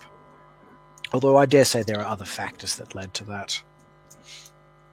Yeah, I mean, unfortunately, when you've got drunks who are out of control, they make it difficult for everyone else who drinks in moderation and can actually, have a good time and control what they do. It's always the rat bags who spoil the fun for everyone else. Okay, so sticking in the Northern Territory, where, what a surprise, this is where most of these stories come from, you had campaigners who did kind of come from across the political divide, they went out to do this rally talking about the need for needs-based federal funding to combat domestic violence in the territory. Now, currently, the Commonwealth funds this through population only, meaning you've got X amount of people, you'll get X amount of funding. Well, in the Northern Territory, Aboriginal women are 18 times more likely to experience domestic violence than non-Indigenous women. So, on a per capita basis, I don't know what that works out to be, but it means that domestic violence, in comparison to the rest of the country, is just out of control in the Northern Territory. There's no doubt about that. So they want the government policy to officially change to be based on needs-based. And wow, how much is that going to cost? As we've said many times before, this would just mean you'd have the heavy hand of the state having to come in military style to clean things up. That's really all you could do. So this was around 100 people who were dressed in purple. They gathered in Darwin, Alice Springs, some other towns, and they're pushing for $180 million in federal funding over 5 years. Now, that funding, though, wouldn't really have anything to do with police.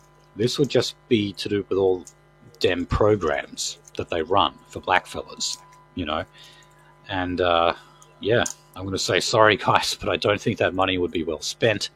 It would be a waste. It can only be the heavy hand of the state. In other words, you've got to have police out there locking all the perpetrators up en masse. And also, what we just mentioned before, you've got to create more dry zones. You've got to get rid of alcohol. You've got to get rid of petrol that gets you high. You've even got to get rid of porn in a lot of those areas because they tend to watch the horrific kind of porn the Jews like to make in America, and then they like to copy it. And sometimes they like to copy it on their own kids. Yes, that's a real thing. So yeah, that's pretty fucked up. Even if you got your money, guys, I don't think it would be well spent. Okay, so, oh wait, no, sorry, that wasn't all they were asking for. They also asked for a peak body to be established, so another layer of bureaucracy right there, as well as having 50% of the Housing Australia Future Fund allocated for domestic and family violence housing. 50%? Wow. So is that basically saying that, like, you've got a 1 in 2 chance of being the victim of family violence if you live in social housing in the Northern Territory?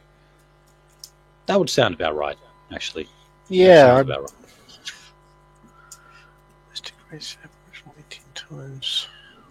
Yeah, I don't have a head for statistical math, unfortunately, so I have to defer to the Neither do I, but the heuristic I have in my head tells me that probably sounds about accurate. Okay. Still in the Northern Territory, we've got a new report that just came out into the state of education. So, as you can imagine, the report has actually summarised the state of education in the Territory as disastrously bad. So we have, in one affected community, almost 1 in 10 students had never been to high school, and almost 3/4 dropped out before the end of year 10 and were, quote, smoking, self-harming, long grassing, which is living on the streets or in bushland, or married up instead. Now that one, I'm surprised they didn't explain that. Married up, that's basically when you get like a young teenage girl and marry her off to like a 40-year-old Aboriginal man. That's what that means. So, as you can imagine, that's not exactly, where dreams are made. But it's where the dream time is made, though, Fenian. Yeah, maybe. I remember that sketch comedy show called Comedy Inc., and they had they did this piss take of John Howard, and he said, like, the Aboriginal people would like the Australian government to apologise on their behalf. This is known as the Aborigines' dream time. It was one of the few funny jokes actually had. But yeah, anyone surprised by those figures that I just read out about the state of education? I'm surprised that any Aboriginal even bothers to bloody goes to school off in Alice Springs or wherever. Unfortunately, these trajectories like marrying up or long grassing while you're smoking weed, it's just all too typical, and it's about all you can hope for. Okay, now, here was a story, again in the Northern Territory, that I included under the Aboriginal section, even though they don't mention our Indigenous friends in this story. But it's talking about how there's a culture of silence among public servants in the Northern Territory, including teachers. So they pointed out, here's another fun fact for you, that the Northern Territory has the largest per capita employment of public servants. So it's roughly about 1 in 10 people who have a job in the Northern Territory are a public servant of some description. So whether that's a bureaucrat, a police officer, a nurse, a teacher, something like that, it's roughly 1 in 10. And there's a code of conduct in the Northern Territory public sector that says employees must seek authorization before making public comment in relation to their duties. There are also restrictions on them making public comment on political and social issues as community members. So in other words, even in their capacity as just a regular citizen, there are restrictions on what they can and can't say. So, you're talking about like a fairly large percentage of the Northern Territory population that's effectively gagged from making political comment. Now, in this story, the example that they gave here was asbestos. Now, okay, that's bad, I guess. So they were talking about like some teachers who say recently found out that there was asbestos in the roofs of the classes that they teach in. And they weren't allowed to say, write a letter to the editor in the newspaper to complain about it because, well, the Code of Conduct says they're not allowed to do that. Okay. I would also like to know how many of them are complaining about Aboriginal violence, for example. How many police officers are talking about the fact that they are demonized because they are white and that they're leaving the job in record numbers because they're terrified of having their name dragged through the mud by the media because they dared to use force on an Aboriginal criminal who was resisting arrest, for example. So, yeah, like these figures I didn't know of before. I didn't know the public service was that big. I guess it makes sense when you've got such a parasitical class. Yeah. Living within the borders there. So this has obviously created a culture of silence and also just plain forced, coerced silence. I'd say that has something to do with it. People are just terrified to actually speak up and say, Aborigines are a real problem here. Yeah. No, I've got nothing to add to that, unfortunately. It is as you reported. Like the 1 in 10 number, that does make me chuckle a little bit, but at the same time, I guess, like, what's the so my brain's starting to power down. It's been a long, silly day for me. As a percentage, like the per capita one, where like, yeah, it's 1 in 10 for the Northern Territory, but what's the overall population size of that? Like, how does that number compare to any of the other states? I mean, there's no doubt in my mind that feels like it's a top-heavy. Maybe that's the wrong verb, but there's more government workers there than you'd expect. But yeah, I wasn't aware that they had that culture of silence and stuff where they're sort of too frightened to talk out. But yeah, as it says in the prep stack here, that former teacher Robert Bartholomew, because he was the one.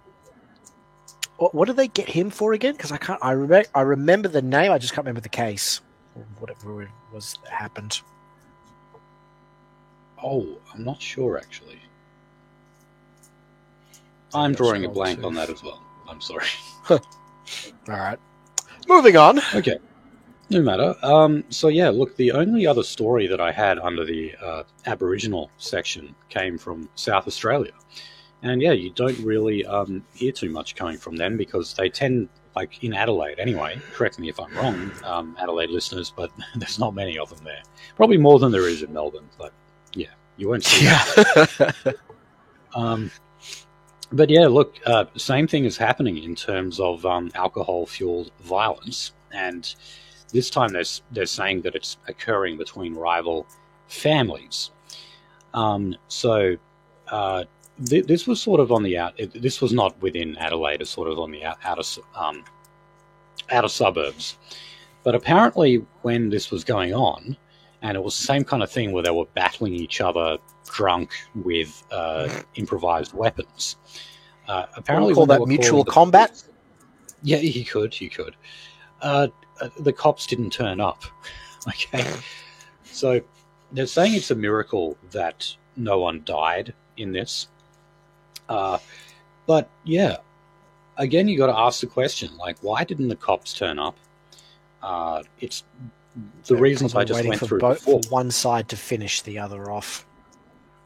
Yeah, and you know what? Like, when you demonize the work that the police do to that extent, you can't blame them for wanting to do it that way. You know, it's not because they don't want to do the paperwork. It's because the media is likely to get a hold of it. And if you're on camera, like arresting an Aboriginal person, particularly if it's a child, well, good luck to you. Bad optics. You know, yeah, to say the least. Real bad optics. I suppose you could call it the Derek Chauvin effect.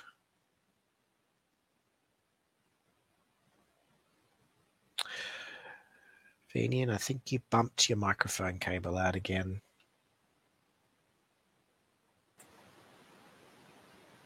Yep. Back. Can you hear me now? Yep. I have to fix that one up and post. I will. I'm actually here, like, waving my hands around. That's why I'm like talking like an Italian. So I knocked the cable out again. He's very passionate about the subjects. Yeah, so it's not surprising that even though we don't usually hear these kind of stories coming out of South Australia, well, it's getting so bad, and the cops want to be so hands off that it's even happening in these places where, yeah, ordinarily you wouldn't hear about it. Okay, let's move on to climate and energy. So, Extinction Rebellion. They're actually we're remaining in South Australia here. This is one of the areas where Adelaide does make the news a lot because they have some of the worst climate protesters, like Extinction Rebellion are big over there. And they've had some of the worst like public protests where they super glue their hands to the road and that kind of shit. Well, we had this woman, Carolyn Thorne, who was actually abseiling. She did this abseiling stunt in the CBD and caused enormous traffic delays, as you can imagine. So she has actually pled guilty to obstruction of a public space. But look, nothing's going to happen. Public space? Really. The public space, yeah.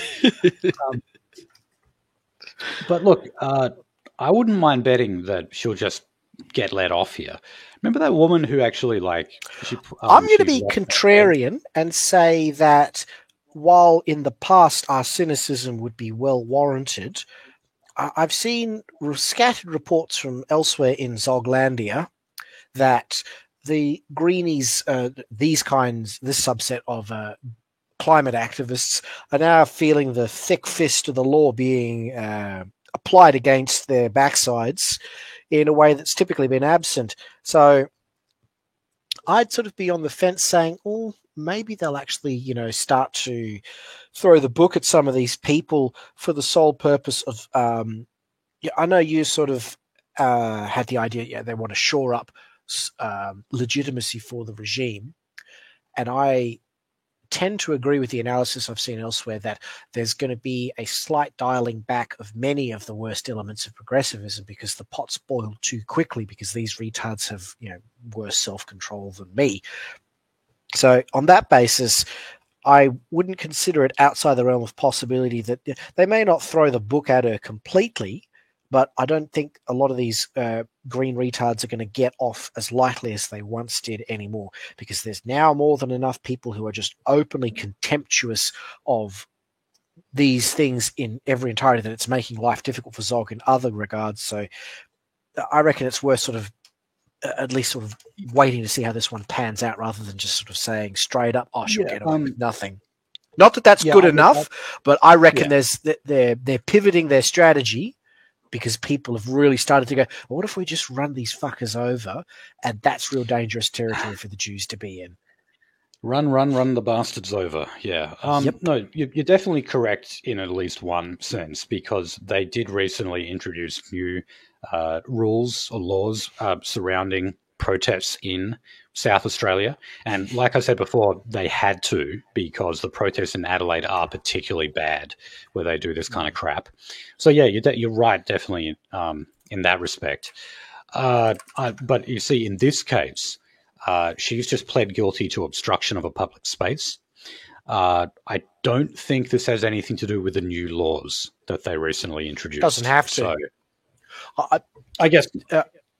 yeah, the idea that Zog's suddenly going to start relying on jurisprudence after all this time of disregarding it, like they'll cook up some cockeyed way of slapping her down if and how they should. Just because she's pled guilty to something doesn't mean the prosecution can't turn around and say, well, now we're going to tack something else on there. And I wouldn't put it past them to play fast and loose with how all this works. But yeah, I get what you're saying, though, that this isn't that particular set of laws. It may not need to be that set of laws that the Zog uses to rein these retards in. Yeah, fair enough. And I mean, climate protests never stop, Nope. I mean, they did briefly with COVID, of course, but it did not take them long to get back into full swing. So we've actually got the price of gas in Western Australia is going right up. In some cases, actually, even like much more than what it is over east. We've got the big energy companies battling it out between themselves at the moment. So Wesfarmers and South32 are talking about the gas reservation policy that we've got here in WA, and that is that 15% of gas reserves have to be set aside for like an emergency pool to draw on. So if there ever are shortages, the government has a backup supply. Is that like our version of the Strategic Petroleum Reserve that the Americans have? Yeah, very much like that. And it was introduced by Alan Carpenter in 2006. Probably the best thing the Labor government ever did in this state was this idea, right? But anyway, you've Wesfarmers and South32 are pointing the finger at Woodside and basically saying that they're pulling a whole bunch of accounting tricks to get around that. So, oh man, I can't really keep up with. I've got a couple of friends who are engineers, and I can never keep up with the internal wranglings of these companies and that. But yeah, I mean, if actually contributing more would bring down gas prices, then I'd be all for that. So if that is actually what Woodside is doing, then I would agree. I would be on the side of Wesfarmers and South32. Okay, let's go through some of this other stuff because it's going to be a long episode with Medi's stuff tacked on. Mike Pezzullo has had to step down from Home Affairs. Now, I delighted in this because I hate Mike Pezzullo. Now, if you're a white nationalist and you know anything about the Department of Home Affairs, you are definitely going to hate this guy. He was the leader, basically, the secretary. Now, the reason why he has stepped aside, and it's still not completely clear as to whether he will return to the role or not, I would say probably not, is because we have had some leaked WhatsApp messages.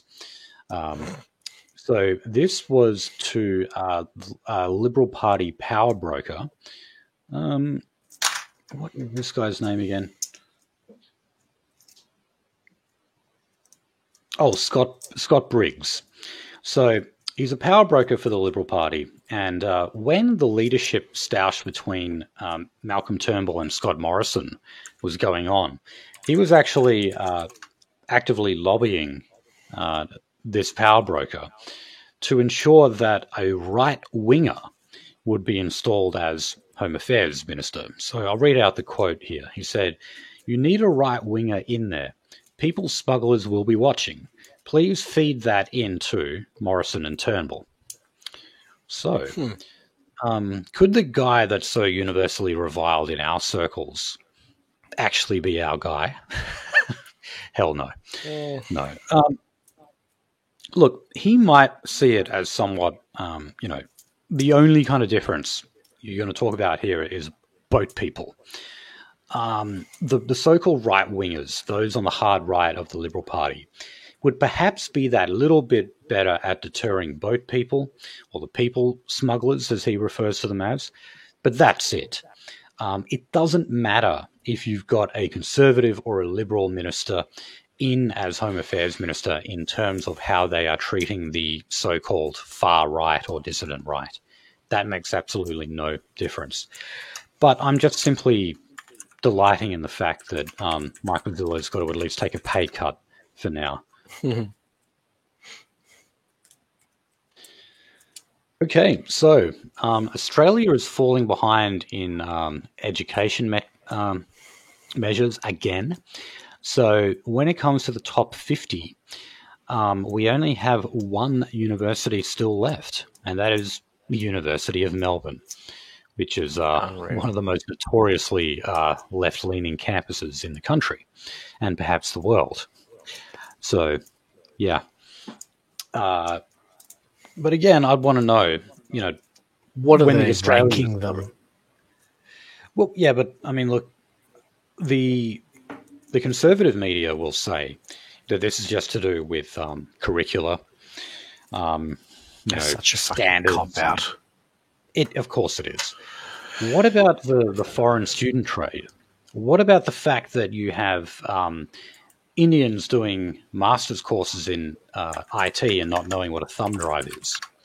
You think maybe those people are dragging the standards down a little bit just because their parents have a lot of money and can pay for their enrollment? No, I hard agree on that point, because I know plenty of people who do cybersecurity courses and they just lack all sorts of deep knowledge that's typically required to be operationally effective in an IT environment. So whatever they ain't teaching anyone a lot of anything at these universities, if that's anything to go by. So I'm not at all surprised that, but I still sort of question, without sort of resulting to fake patriotism, I want to see these institutions fail as much as the next white nationalist, but I'm just sort of curious, how are these metrics being cooked up? How are these things being ranked? And, do they give reasons for, is it a composite score, or do they sort of walk you through do the organizations that do these rankings, how are they coming up with these numbers that are then used? Oh, this is no longer a top 50 university compared to who? Who sort of bumped this out? I'd need to sort of see a lot more of a breakdown. I know that would be interesting to look at, because as far as I'm concerned, the way you should measure it is how good do your graduates do? What kind of jobs and what kind of money do graduates of those universities go on to do? That, I think, would be the best measure of a university's success. That's what they're supposed to be there for, isn't it? Training people up for the workforce. They'd shut them all down if we went as far as doing that, because it would become completely apparent that the university system is no longer fit for purpose in any regard, because, just having it as a metric of how many of your students were able to obtain a paying job in the field that they studied, that's it. It's all over. It would expose that particular element of the Ponzi scheme of higher education in a way that doesn't benefit anyone who's currently in the ruling class, shall we say? Right. Okay. Well, yeah. Look, let's talk about the ruling class now. We'll move on to the economy, and there was a report entitled Inequality in Australia. So this is from the Poverty and Inequality Partnership, some sort of think tank. Anyway, it found that the gap between rich and poor in Australia over the past 20 years has been widening. So, imagine my shock. So it found that wealth has grown 4 times faster for the richest 20% of Australians than the poorest 20% over the last 2 decades. The richest quintile now has an average wealth of $3.24 million, which is 90 times the average for the lowest 20%. Okay, so are we going to emphasize the our collectivist socialist side here? Now, it's not like, okay, libertarians will always say, well, look, so what if the gap between rich and poor gets bigger? Just so long as we're all getting richer, it doesn't matter. And if you have a problem with that, lifts all boats argument. I hate that fucking excuse. Yeah. Mostly because it doesn't work like that from memory. No, of course not. And they'll just say, look, if you don't like it, well, that just must mean that you're envious of all those people at the top because you're getting richer and you should just not complain because of the fact that there's other people getting richer than you. No, it's not that simple. For one thing, and Charles Murray, co-author of The Bell Curve, has talked about this a lot, is that society fractures the more you have that wealth inequality, because you have the haves and the have-nots, and you don't have a cohesive society where they are sort of all seen as part of the one national destiny. They are competing groups. Of course, we have competing ethnic groups as well now, which is even worse. But if you want to actually divide a race of people, you will divide them by class. And, that's sort of what third position economics tries to alleviate, is that kind of class distinction that breeds a divide, a cultural divide, and also creates like a nasty competitiveness between classes.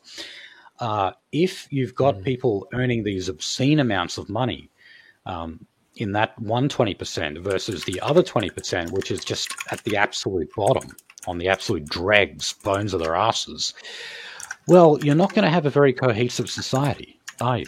All right? No, that was never. And it's nothing to do with envy or, politics of envy or anything like that. It's to do with having two distinct classes. Okay, so it looks like we are going to have the new industrial relations system in place before the end of the year. We are getting towards the end of the year now, but remember, there has been a lot of consultation done with the relevant power brokers, unions, businesses, employers, etc. And yeah, the plan still is to move into multi-employer bargaining. Now, there was a Department of Employment and Workplace Relations costings that was recently put out, and it said that businesses would be likely to lose up to $9 billion in extra wages over the next decade. Now, the business lobby has come out and said that these figures are extremely misleading. Because look, I don't think $9 billion, and that translates into what? More wages for more workers? That sounds pretty good to me.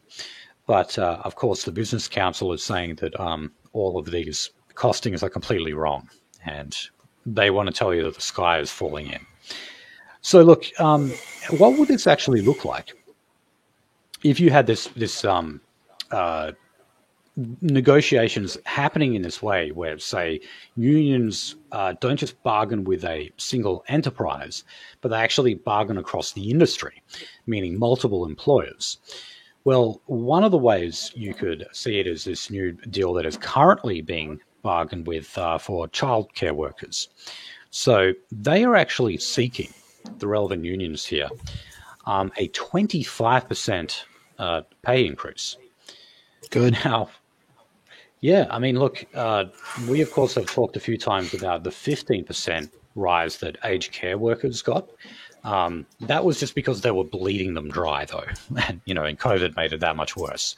So the government kind of got desperate and said, all right, 15%. Even though, the coppers and that, they'll get like 3 or 3.5%, we'll actually give you 15. So, yeah, childcare workers, the unions and their employers are currently in industry talks, not just one-on-one enterprises here, but the actual industry. This involves 64 centres that employs 12,000 people across the country.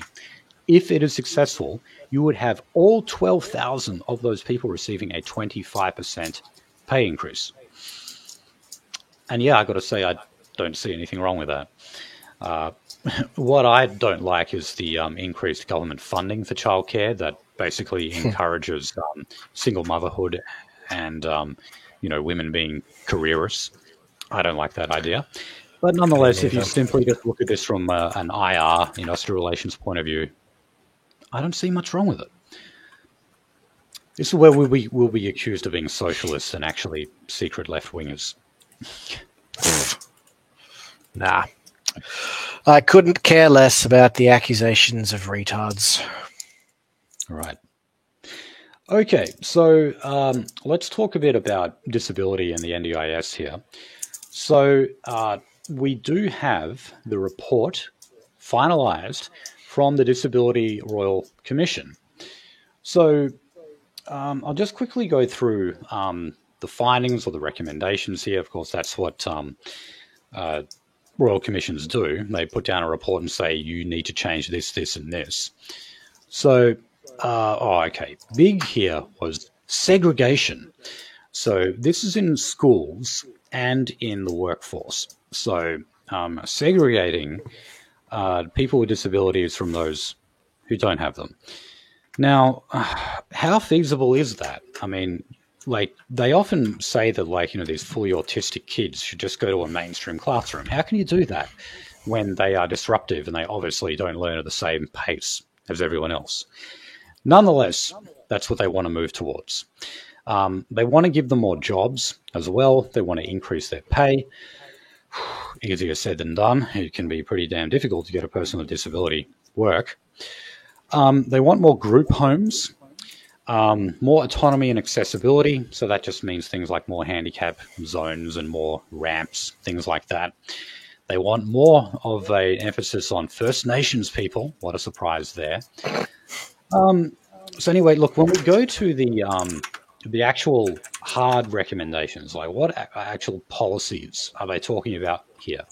They're talking about having a federal disability minister. Well, look, guys, we already have the NDIS minister. Isn't that basically the same thing? Why do you need another one? And they also want to set up a Disability Rights Act, like a Bill of Rights specifically tailored to disabled people. No. Why the fuck do we need that? Again, more unnecessary bureaucracy. I would say that one of the things we have to do is, we need to start encouraging eugenics. And look, it doesn't have to be the type that, say, Iceland have, where they've effectively eliminated Down syndrome. Why not? Well, I don't know. We've got Christian listeners that they might get offended. Oh, yeah, good point. Yeah, well, because, in that case, you're specifically talking about screening for those abnormalities before birth and terminating the pregnancy. What I'm more talking about is just, regular stuff where we encourage genetically fit people to have larger families, So we don't need to talk about the A word in that regard. And that's how we can kind of move towards that. Because look, I mean, even though they don't want to admit this, what we are ultimately striving towards is less disability, isn't it? It's not just about more access and more jobs for disabled people and all that kind of stuff. Not that I have a problem with any of that, but really, though, we have to admit that our goal is having less people be disabled, isn't it?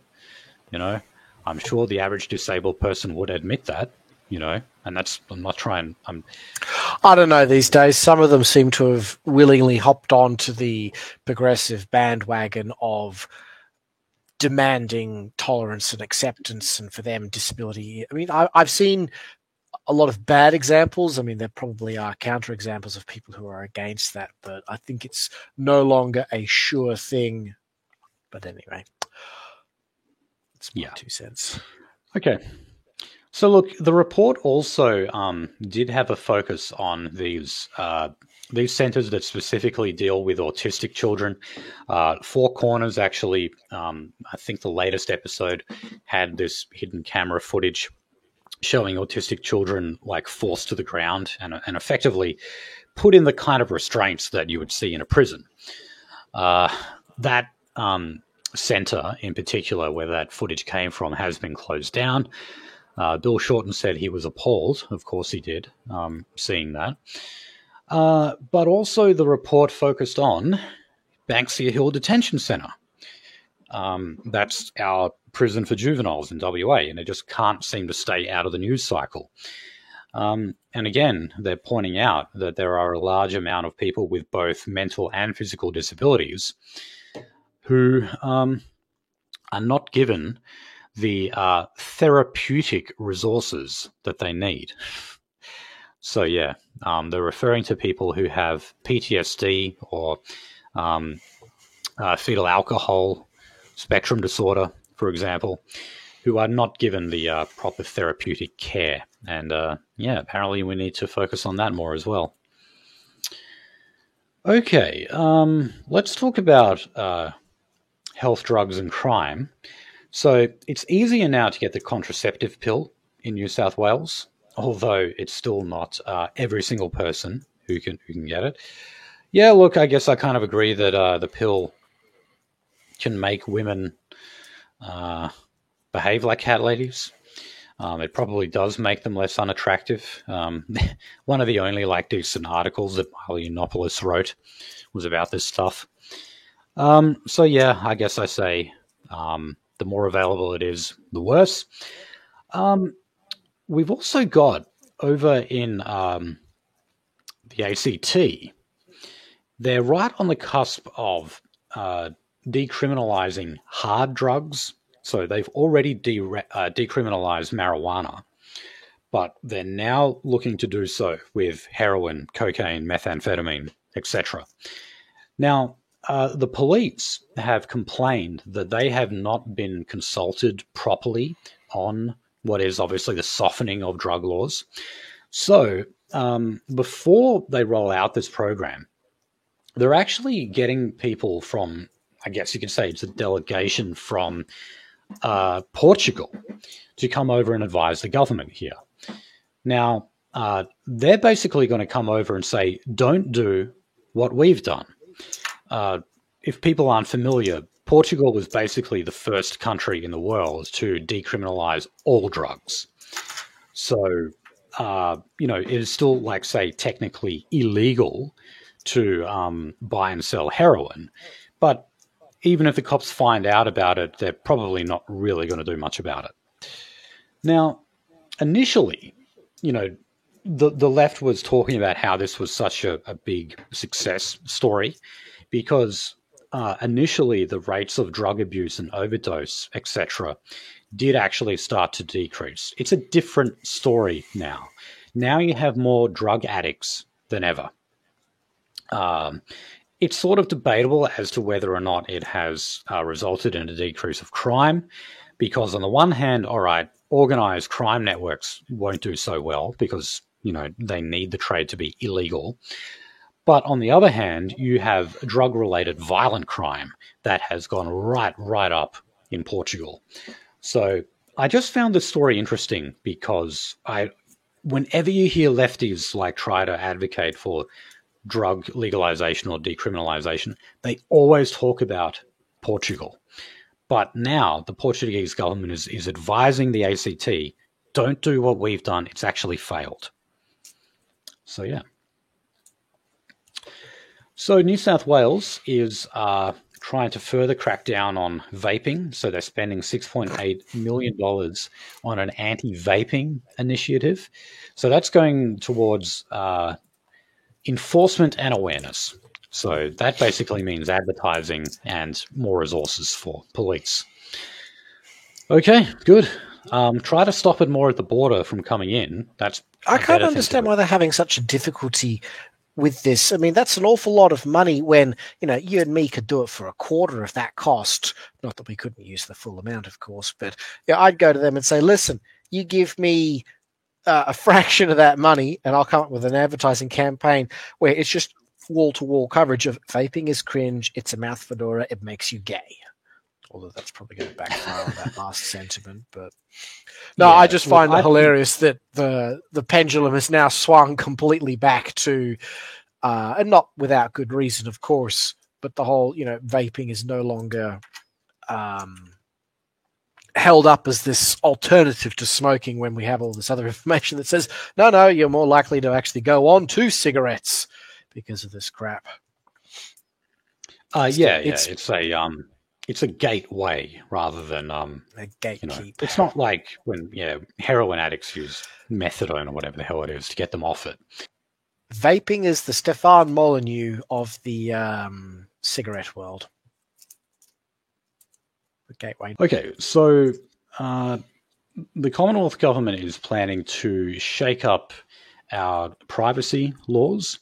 So it is considering removing the exemptions that 2.5 million small businesses have in terms of their records, and giving individuals powers to demand the deletion of personal records and internet search results. So I like the sound of that. Well, okay, so you think that that's a good thing?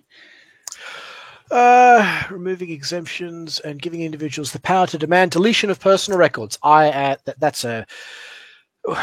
I guess I can frame it. That's a pro-consumer, pro-citizen move. I like the idea that you as a private citizen can request a business, you need to trash all of my data that you have on record about me. In broad terms, I like that. I'd be hard-pressed to think of a scenario where that's going to be a total net negative. But what do you think of it then? No, I like that. I just don't like the idea of further burdening small businesses. It all just depends on how difficult it is for them to implement it. It's not. But, it really. Well, okay. Like I said, it's not to go. Yeah, it's not difficult.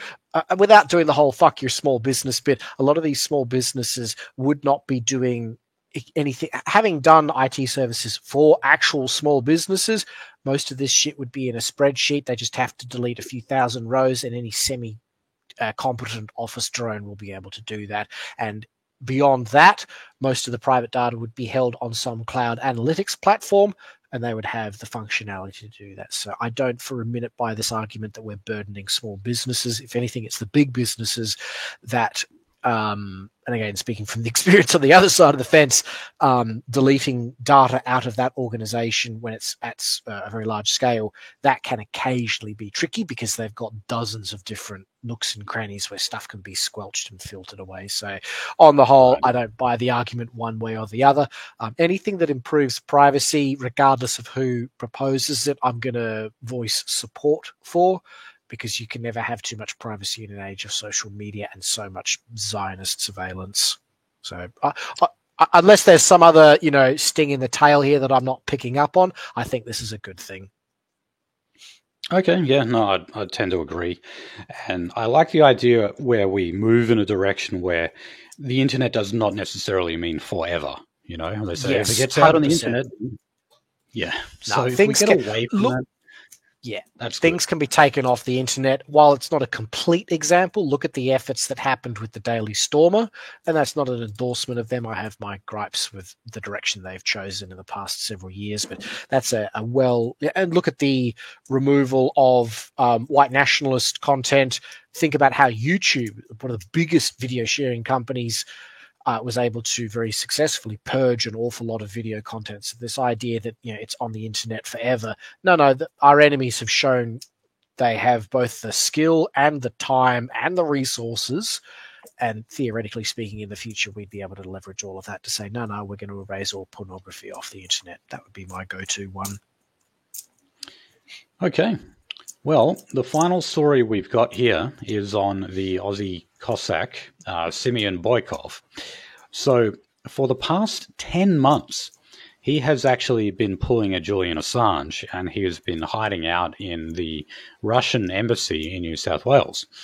So this was to do when he was at a pro-Russia, basically supporting Russia in the current war in Ukraine. And a pro-Ukraine demonstrator charged at him. He put up his hands simply to block the guy. And then, of course, that guy ran into his hands, fell over, injured himself, because he decided to rush him from below a flight of stairs. That was like the worst possible way you could attack someone, like actually attack them from below. And all he had to do was just put his hands out, and he just kind of bounced off him. So anyway, the cops wanted to charge him with assault. So he's been in there for 10 months, and he was just granted Russian citizenship. Now, his dad is a Russian Orthodox priest, so you'd think he would kind of already have it by birth. Well, you're not allowed to hold Russian citizenship and that of another country. You can't be a dual citizen, in other words, unless the government makes a specific exception for you. And that is what they've done here. So this is because of the special services to the Russian Federation that the Aussie Cossack has been rendering, apparently. So there we go.